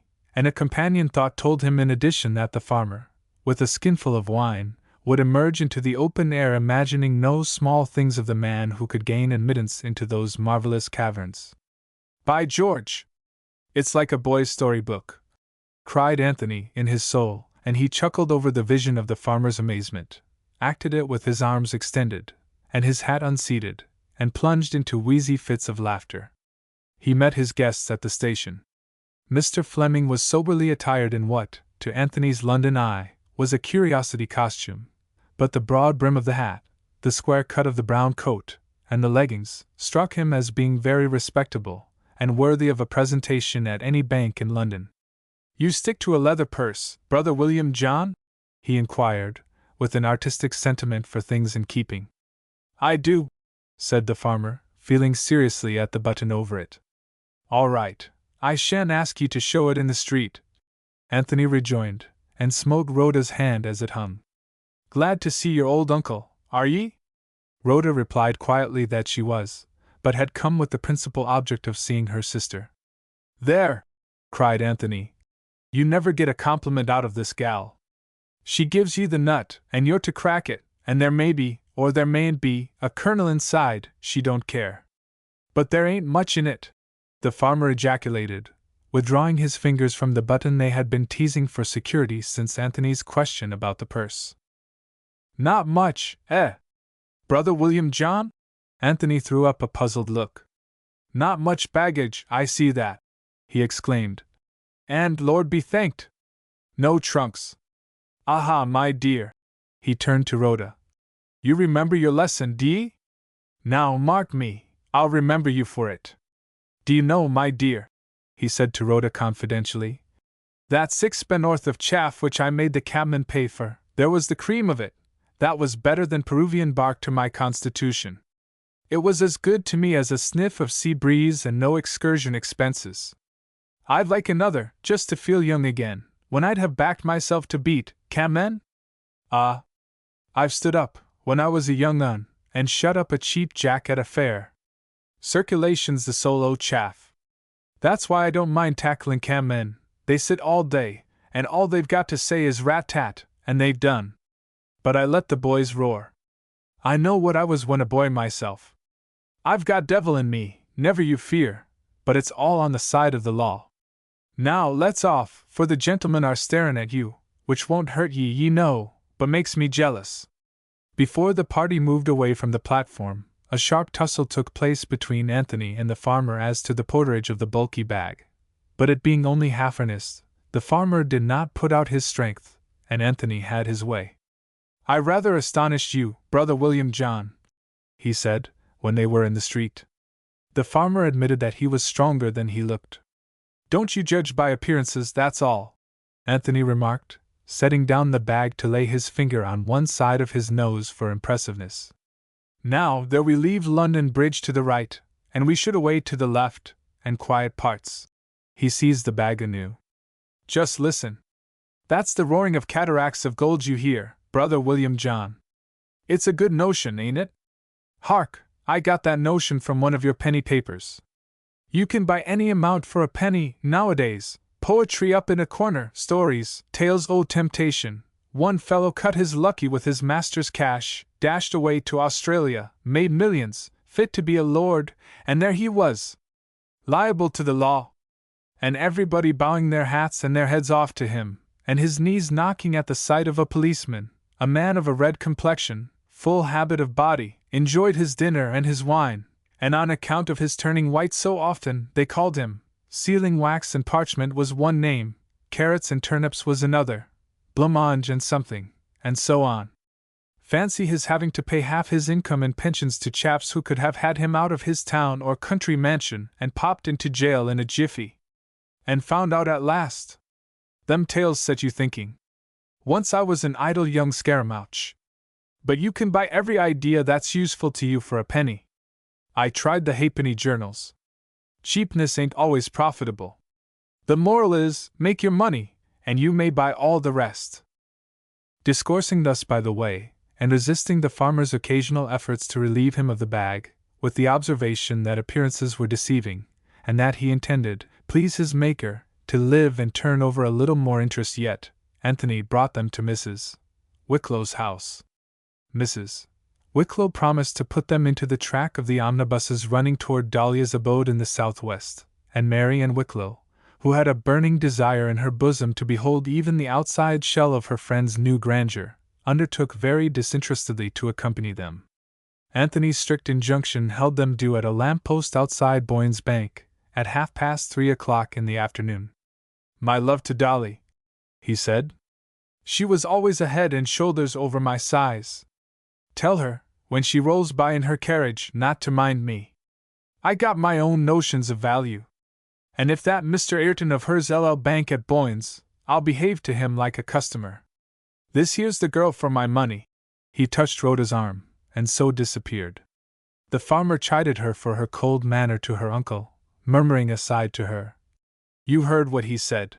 Rhoda was frozen with her heart's expectation, and insensible to hints or reproof. The people who entered the omnibus seemed to her stale phantoms bearing a likeness to every one she had known, save to her beloved whom she was about to meet, after long separation. She marveled pityingly at the sort of madness which kept the streets so lively for no reasonable purpose. When she was on her feet again, she felt for the first time that she was nearing the sister for whom she hungered, and the sensation beset her that she had landed in a foreign country. Mary Ann Wicklow chattered all the while to the general ear. It was her pride to be the discoverer of Dahlia's terrace. Not for worlds would she enter the house, she said in a general tone, she knowing better than to present herself where downright entreaty did not invite her. Rhoda left her to count the numbers along the terrace walk, and stood out in the road that her heart might select Dahlia's habitation from the other hueless residences. She fixed upon one, but she was wrong, and her heart sank. The fair Mary Ann fought her and beat her by means of a careful reckoning, as she remarked, "I keep my eyes open. Number 15 is the corner house, the bow window, to a certainty." Gardens were in front of the houses, or, to speak more correctly, strips of garden walks. A cab was drawn up close by the shrub-covered iron gate leading up to number 15. Mary Ann hurried them on, declaring that they might be too late even now at a couple of dozen paces distant, seeing that London cabs, crawlers as they usually were, could, when required, and paid for it, do their business like lightning. Her observation was illustrated the moment after they had left her in the rear, for a gentleman suddenly sprang across the pavement, jumped into a cab, and was whirled away, with as much apparent magic to provincial eyes, as if a pantomimic trick had been performed. Rhoda pressed forward a step in advance of her father. "It may have been her husband," she thought, and trembled. The curtains up in the drawing room were moved as by a hand, but where was Dahlia's face? Dahlia knew that they were coming, and she was not on the lookout for them, a strange conflict of facts, over which Rhoda knitted her black brows, so that she looked menacing to the maid opening the door, whose "Oh, if you please, miss," came in contact with "My sister, Mrs. Dot, she expects me. I mean Mrs. Dot." But no other name than Dahlia would fit itself to Rhoda's mouth. "Ayrton," said the maid, and recommenced. "Oh, if you please, miss, and you are the young lady, Mrs. Ayrton is very sorry, and have left word, would you call again tomorrow, as she have made a pressing appointment, and was sure you would excuse her, but her husband was very anxious for her to go, and could not put it off, and was very sorry, but would you call again tomorrow at 12 o'clock? And punctually she would be here." The maid smiled as one who had fairly accomplished the recital of her lesson. Rhoda was stunned. "Is Mrs. Ayrton at home, not at home?" she said. "No, don't ye hear?" quoth the farmer, sternly. "She had my letter, do you know?" Rhoda appealed to the maid. "Oh, yes, miss. A letter from the country." "This morning?" "Yes, miss, this morning." "And she has gone out? What time did she go out? When will she be in?" Her father plucked at her dress. "Best not go making the young woman repeat herself. She says nobody's at home to ask us in. There's no more, then, to trouble her for." "At 12 o'clock tomorrow?" Rhoda faltered. "Would you, if you please, call again at 12 o'clock tomorrow, and punctually she would be here," said the maid. The farmer hung his head and turned. Rhoda followed him from the garden. She was immediately plied with queries and interjections of wonderment by Miss Wicklow, and it was not until she said, "You saw him go out, didn't you, into the cab?" that Rhoda awakened to a meaning in her gabble. Was it Dahlia's husband whom they had seen? And if so, why was Dahlia away from her husband? She questioned in her heart, but not for an answer, for she allowed no suspicions to live. The farmer led on with his plodding country step, burdened shoulders, and ruddy-fouled, serious face, not speaking to Rhoda, who had no desire to hear a word from him, and let him be. Marian steered him and called from behind the turnings he was to take, while she speculated aloud to Rhoda upon the nature of the business that had torn Dahlia from the house so inopportunely. At last she announced that she knew what it was, but Rhoda failed to express curiosity. Marian was driven to whisper something about strange things in the way of purchases. At that moment the farmer threw up his umbrella, shouting for a cab, and Rhoda ran up to him. "Oh, father, why do we want to ride?" "Yes, I tell ye," said the farmer, chafing against his coat collar. "It is an expense, when we can walk, father. What do I care for expense? I shall ride." He roared again for a cab, and one came that took them in, after which, the farmer, not being spoken to, became gravely placid as before. They were put down at Boyne's Bank. Anthony was on the lookout, and signaled them to stand away some paces from the door.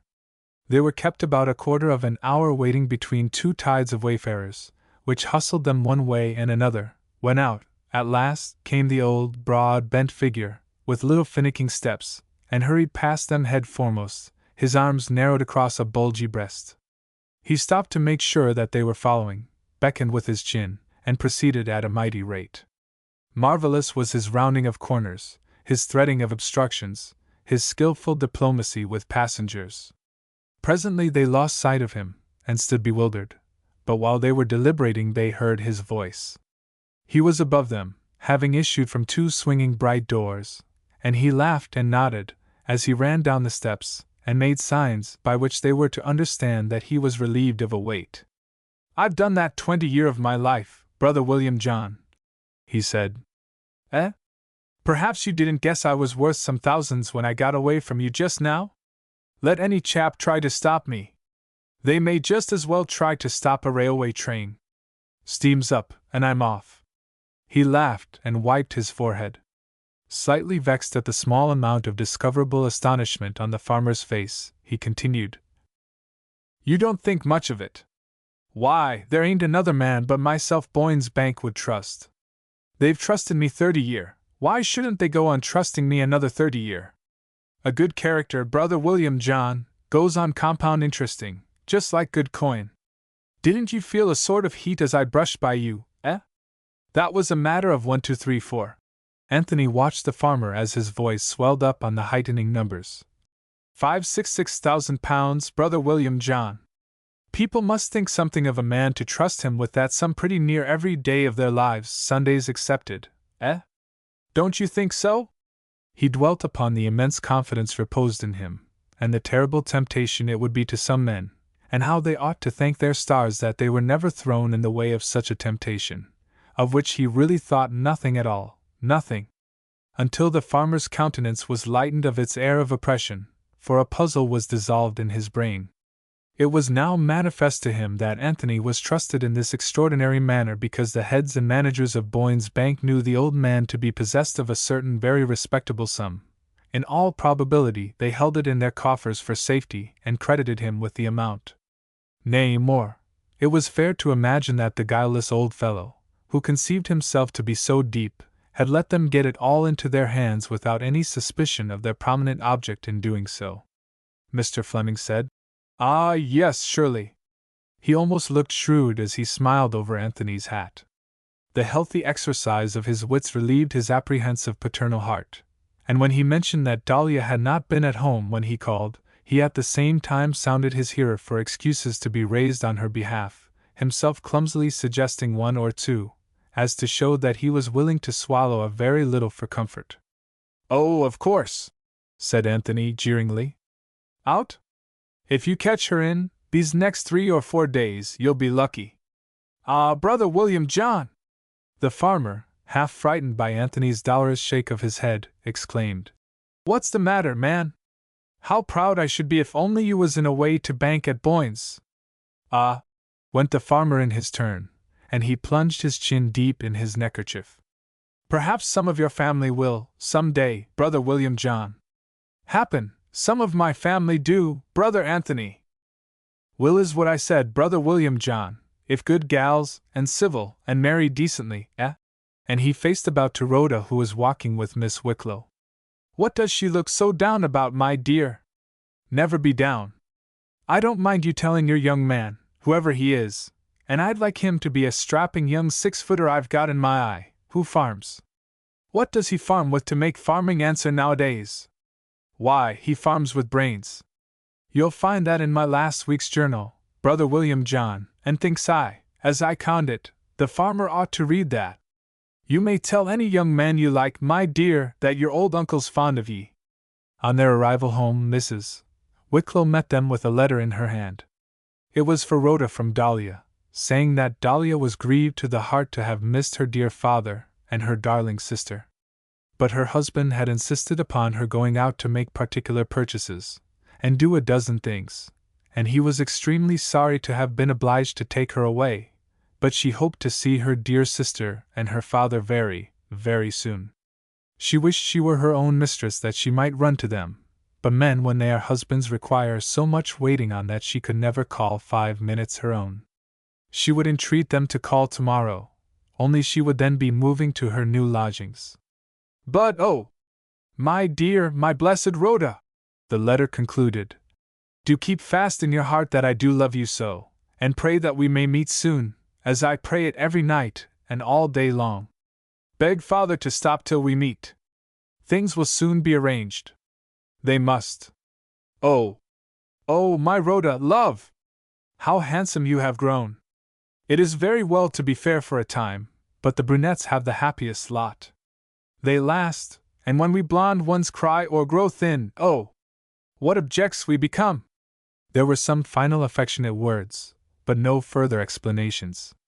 The wrinkles again settled on the farmer's mild, uncomplaining forehead. Rhoda said, "Let us wait, father." When alone, she locked the letter against her heart, as to suck the secret meaning out of it. Thinking over it was useless, except for this one thought: how did her sister know she had grown very handsome? Perhaps the housemaid had prattled. Chapter 11. Dahlia, the perplexity to her sister's heart, lay stretched at full length upon the sofa of a pleasantly furnished London drawing-room, sobbing to herself, with her handkerchief across her eyes. She had cried passion out, and sobbed now for comfort.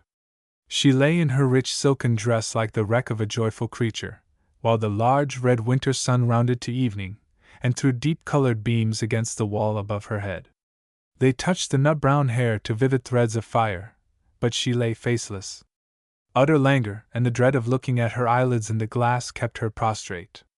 So, the darkness closed her about, the sickly gas lamps of the street showing her as a shrouded body. A girl came in to spread the cloth for dinner, and went through her duties with the stolidity of the London lodging-house maidservant, poking a clogged fire to perdition, and repressing a songful spirit.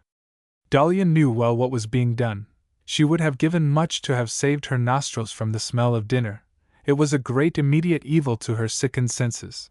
But she had no energy to call out, nor will of any kind. The odors floated to her, and passively she combated them. At first she was nearly vanquished. The meat smelt so acrid, the potatoes so sour. Each afflicting vegetable asserted itself peculiarly, and the bread, the salt even, on the wings of her morbid fancy, came steaming about her, subtle, penetrating, thick, and hateful, like the pressure of a cloud out of which disease is shot. Such it seemed to her, till she could have shrieked, but only a few fresh tears started down her cheeks, and she lay enduring it. Dead silence and stillness hung over the dinner service, when the outer door below was opened, and a light foot sprang up the stairs. There entered a young gentleman in evening dress, with a loose black wrapper drooping from his shoulders. He looked on the table, and then glancing at the sofa said, "Oh, there she is!" and went to the window and whistled. After a minute of great patience, he turned his face back to the room again, and commenced tapping his foot on the carpet. "Well?" he said, finding these indications of exemplary self-command unheeded. His voice was equally powerless to provoke a sign of animation. He now displaced his hat, and said, "Dahlia!" She did not move. "I am here to very little purpose, then," he remarked. A guttering fall of her bosom was perceptible. "For heaven's sake, take away that handkerchief, my good child! Why have you let your dinner get cold? Here." He lifted a cover. "Here's roast beef. You like it, why don't you eat it? That's only a small piece of the general inconsistency, I know. And why haven't they put champagne on the table for you? You lose your spirits without it. If you took it when these moody fits came on, but there's no advising a woman to do anything for her own good. Dahlia, will you do me the favor to speak 2 or 3 words with me before I go? I would have dined here, but I have a man to meet me at the club. Of what mortal service is it shamming the insensible? You've produced the required effect. I am as uncomfortable as I need be." "Absolutely." Well, seeing that words were of no avail, he summed up expostulation and reproach in this sigh of resigned philosophy. "I am going. Let me see, I have my temple keys, yes. I am afraid that even when you are inclined to be gracious and look at me, I shall not be visible to you for some days. I start for Lord Elling's tomorrow morning at 5. I meet my father there by appointment. I'm afraid we shall have to stay over Christmas. Goodbye." He paused. "Goodbye, my dear." 2 or 3 steps nearer the door, he said, "By the way, do you want anything? Money? Do you happen to want any money? I will send a blank check tomorrow. I have sufficient for both of us. I shall tell the landlady to order your Christmas dinner. How about wine? There is champagne, I know, and bottled ale. Sherry? I'll drop a letter to my wine merchant. I think the sherry's running dry." Her sense of hearing was now afflicted in as gross a manner as had been her sense of smell. She could not have spoken, though her vitality had pressed for speech. It would have astonished him to hear that his solicitude concerning provender for her during his absence was not esteemed a kindness, for surely it is a kindly thing to think of it, and for whom but for one for whom he cared would he be counting the bottles to be left at her disposal, insomuch that the paucity of the bottles of sherry in the establishment distressed his mental faculties. "Well, goodbye," he said finally. The door closed.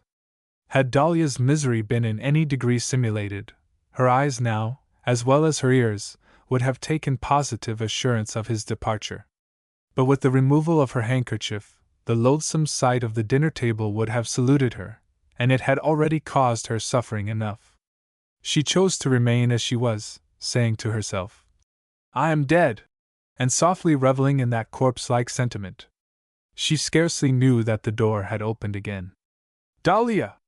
She heard her name pronounced, and more entreatingly, and closer to her. "Dahlia, my poor girl!"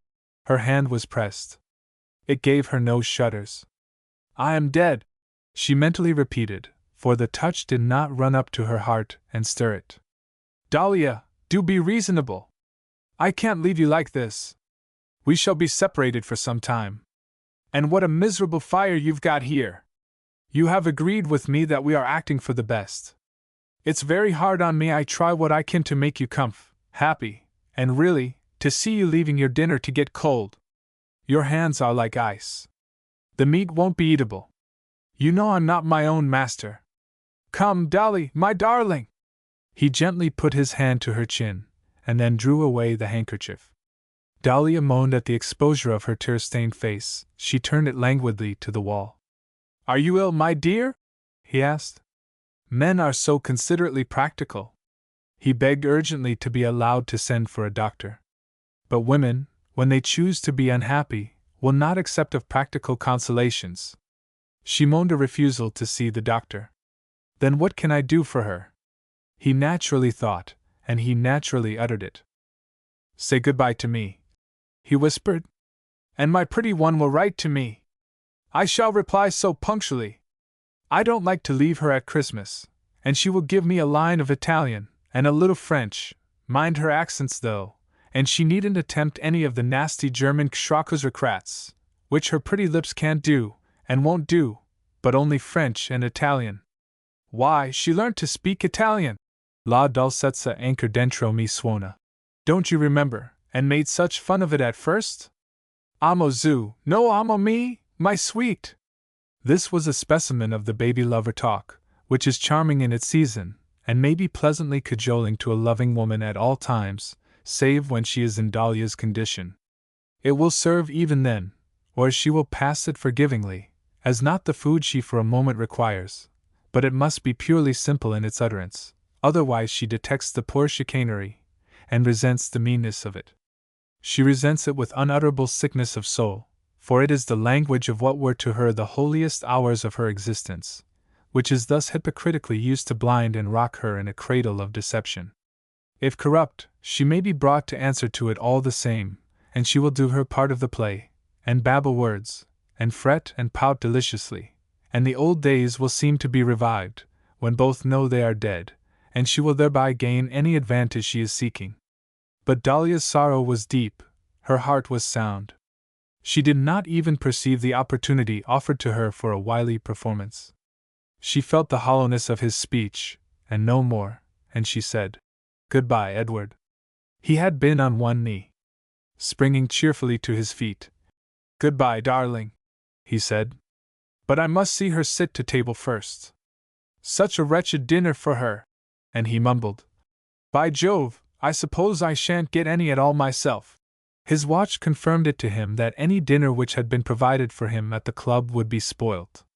"Never mind," he said aloud, and examined the roast beef ruefully, thinking that, doubtless, it being more than an hour behind the appointed dinner time at the club, his guest must now be gone. For a minute or so he gazed at the mournful spectacle. The potatoes looked as if they had committed suicide in their own steam. There were mashed turnips, with a glazed surface, like the bright bottom of a tin pan. One block of bread was by the lonely plate. Neither hot nor cold, the whole aspect of the dinner table resisted and repelled the gaze, and made no pretensions to allure it. The thought of partaking of this repast endowed him with a critical appreciation of its character, and a gush of charitable emotion for the poor girl who had such miserable dishes awaiting her, arrested the philosophic reproof which he could have administered to one that knew so little how a dinner of any sort should be treated. He strode to the windows, pulled down the blind he had previously raised, rang the bell, and said, "Dahlia, there, I'm going to dine with you, my love. I've rung the bell for more candles. The room shivers. That girl will see you, if you don't take care." Where is the key of the cupboard? We must have some wine out. The champagne, at all events, won't be flat. He commenced humming the song of complacent resignation. Dahlia was still inanimate, but as the door was about to open, she rose quickly and sat in a tremble on the sofa, concealing her face. An order was given for additional candles, coals, and wood. When the maid had disappeared, Dahlia got on her feet, and steadied herself by the wall, tottering away to her chamber. "Ah, poor thing!" ejaculated the young man, not without an idea that the demonstration was unnecessary. For what is decidedly disagreeable is, in a young man's calculation concerning women, not necessary at all, quite the reverse. Are not women the flowers which decorate sublunary life? It is really irritating to discover them to be pieces of machinery, that for want of proper oiling, creak, stick, threaten convulsions, and are tragic and stir us the wrong way. However, champagne does them good, an admirable wine, a sure specific for the sex. He searched around for the keys to get at a bottle and uncork it forthwith. The keys were on the mantelpiece, a bad comment on Dahlia's housekeeping qualities, but in the hurry of action let it pass. He welcomed the candles gladly, and soon had all the cupboards in the room royally open. Bustle is instinctively adopted by the human race as the substitute of comfort. He called for more lights, more plates, more knives and forks. He sent for ice. The maid observed that it was not to be had save at a distant street. "Jump into a cab, champagne's nothing without ice, even in winter," he said, and rang for her as she was leaving the house, to name a famous fishmonger who was sure to supply the ice. The establishment soon understood that Mr. Ayrton intended dining within those walls. Fresh potatoes were put on to boil. The landlady came up herself to arouse the fire. The maid was for a quarter of an hour hovering between the order to get ice and the execution of immediate commands. One was that she should take a glass of champagne to Mrs. Ayrton in her room. He drank off one himself. Mrs. Ayrton's glass being brought back untouched, he drank that off likewise, and as he became more exhilarated, was more considerate for her, to such a degree, that when she appeared he seized her hands and only jestingly scolded her for her contempt of sound medicine, declaring, in spite of her protestations, that she was looking lovely, and so they sat down to their dinner, she with an anguished glance at the looking-glass as she sank in her chair. "It's not bad, after all," said he, drenching his tasteless mouthful of half-cold meat with champagne. "The truth is that clubs spoil us. This is Spartan fare. Come, drink with me, my dearest. One sip." She was coaxed by degrees to empty a glass. She had a gentle heart, and could not hold out long against a visible lively kindliness. It pleased him that she should bow to him over fresh bubbles, and they went formally through the ceremony, and she smiled. He joked and laughed and talked, and she eyed him a feigned sweetness. He perceived now that she required nothing more than the restoration of her personal pride, and setting bright eyes on her, hazarded a bold compliment. Dahlia drooped like a yacht with idle sails struck by a sudden blast that dips them in the salt, but she raised her face with the full bloom of a blush, and all was plain sailing afterward. "Has my darling seen her sister?" he asked softly.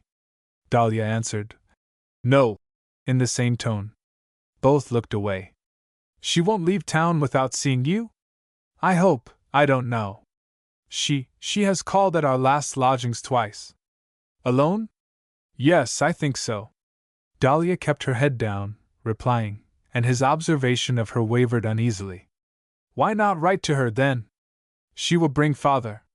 The sob thickened in her throat, but alas for him who had at first, while she was on the sofa, affected to try all measures to revive her, that I must declare him to know well how certain was his mastery over her, when his manner was thoroughly kind. He had not much fear of her relapsing at present. "You can't see your father?" "No." "But do. It's best." "I can't." "Why not?" "Not." She hesitated, and clasped her hands in her lap. Yes, I know," said he.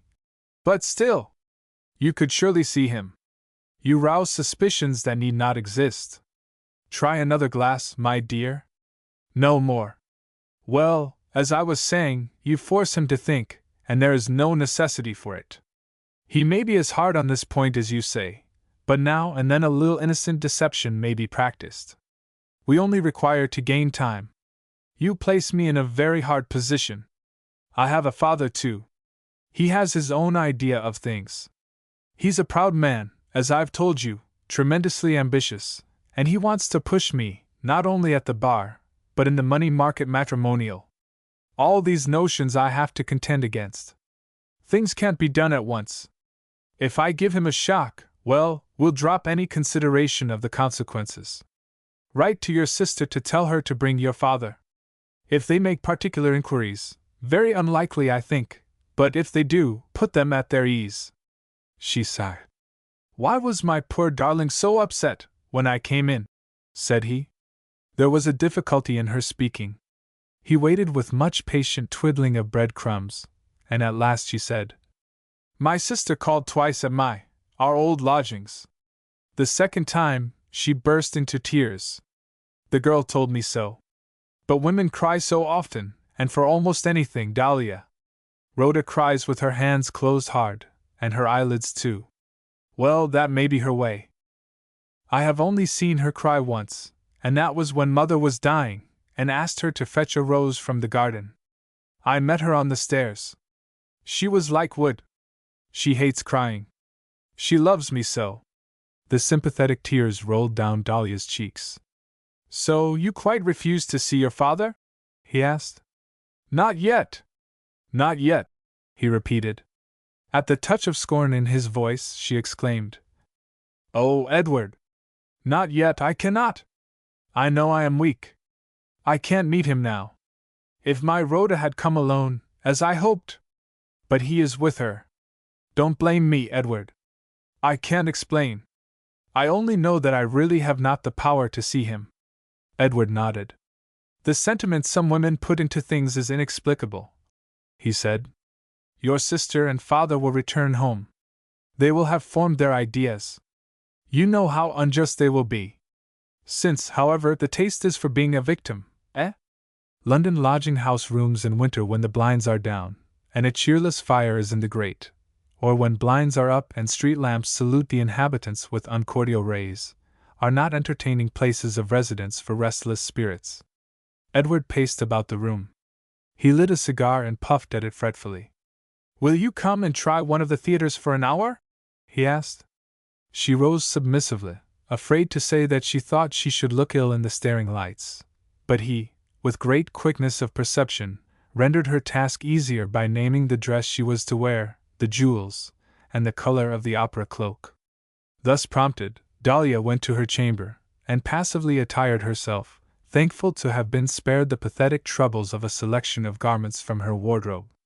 When she came forth, Edward thought her marvelously beautiful. Pity that she had no strength of character whatever, nor any pointed liveliness of mind to match and wrestle with his own, and cheer the domestic hearth. But she was certainly beautiful. Edward kissed her hand in commendation. Though it was practically annoying that she should be sad, the hue and spirit of sadness came home to her aspect. Sorrow visited her tenderly falling eyelids like a sister. E-text editor's bookmarks. But great, powerful London, the new universe to her spirit, but the key to young men is the ambition, or, in the place of it. But you must be beautiful to please some men. Dahlia, the perplexity to her sister's heart, lay stretched. Developing stiff, solid, unobtrusive men, and very personable women, it was her prayer to heaven that she might save a doctor's bill. Mrs. Fleming, of Queen Anne's Farm, was the wife of a yeoman. My plain story is of two Kentish damsels. The idea of love upon the lips of ordinary men provoked Dahlia's irony. The kindest of men can be cruel. William John Fleming was simply a poor farmer.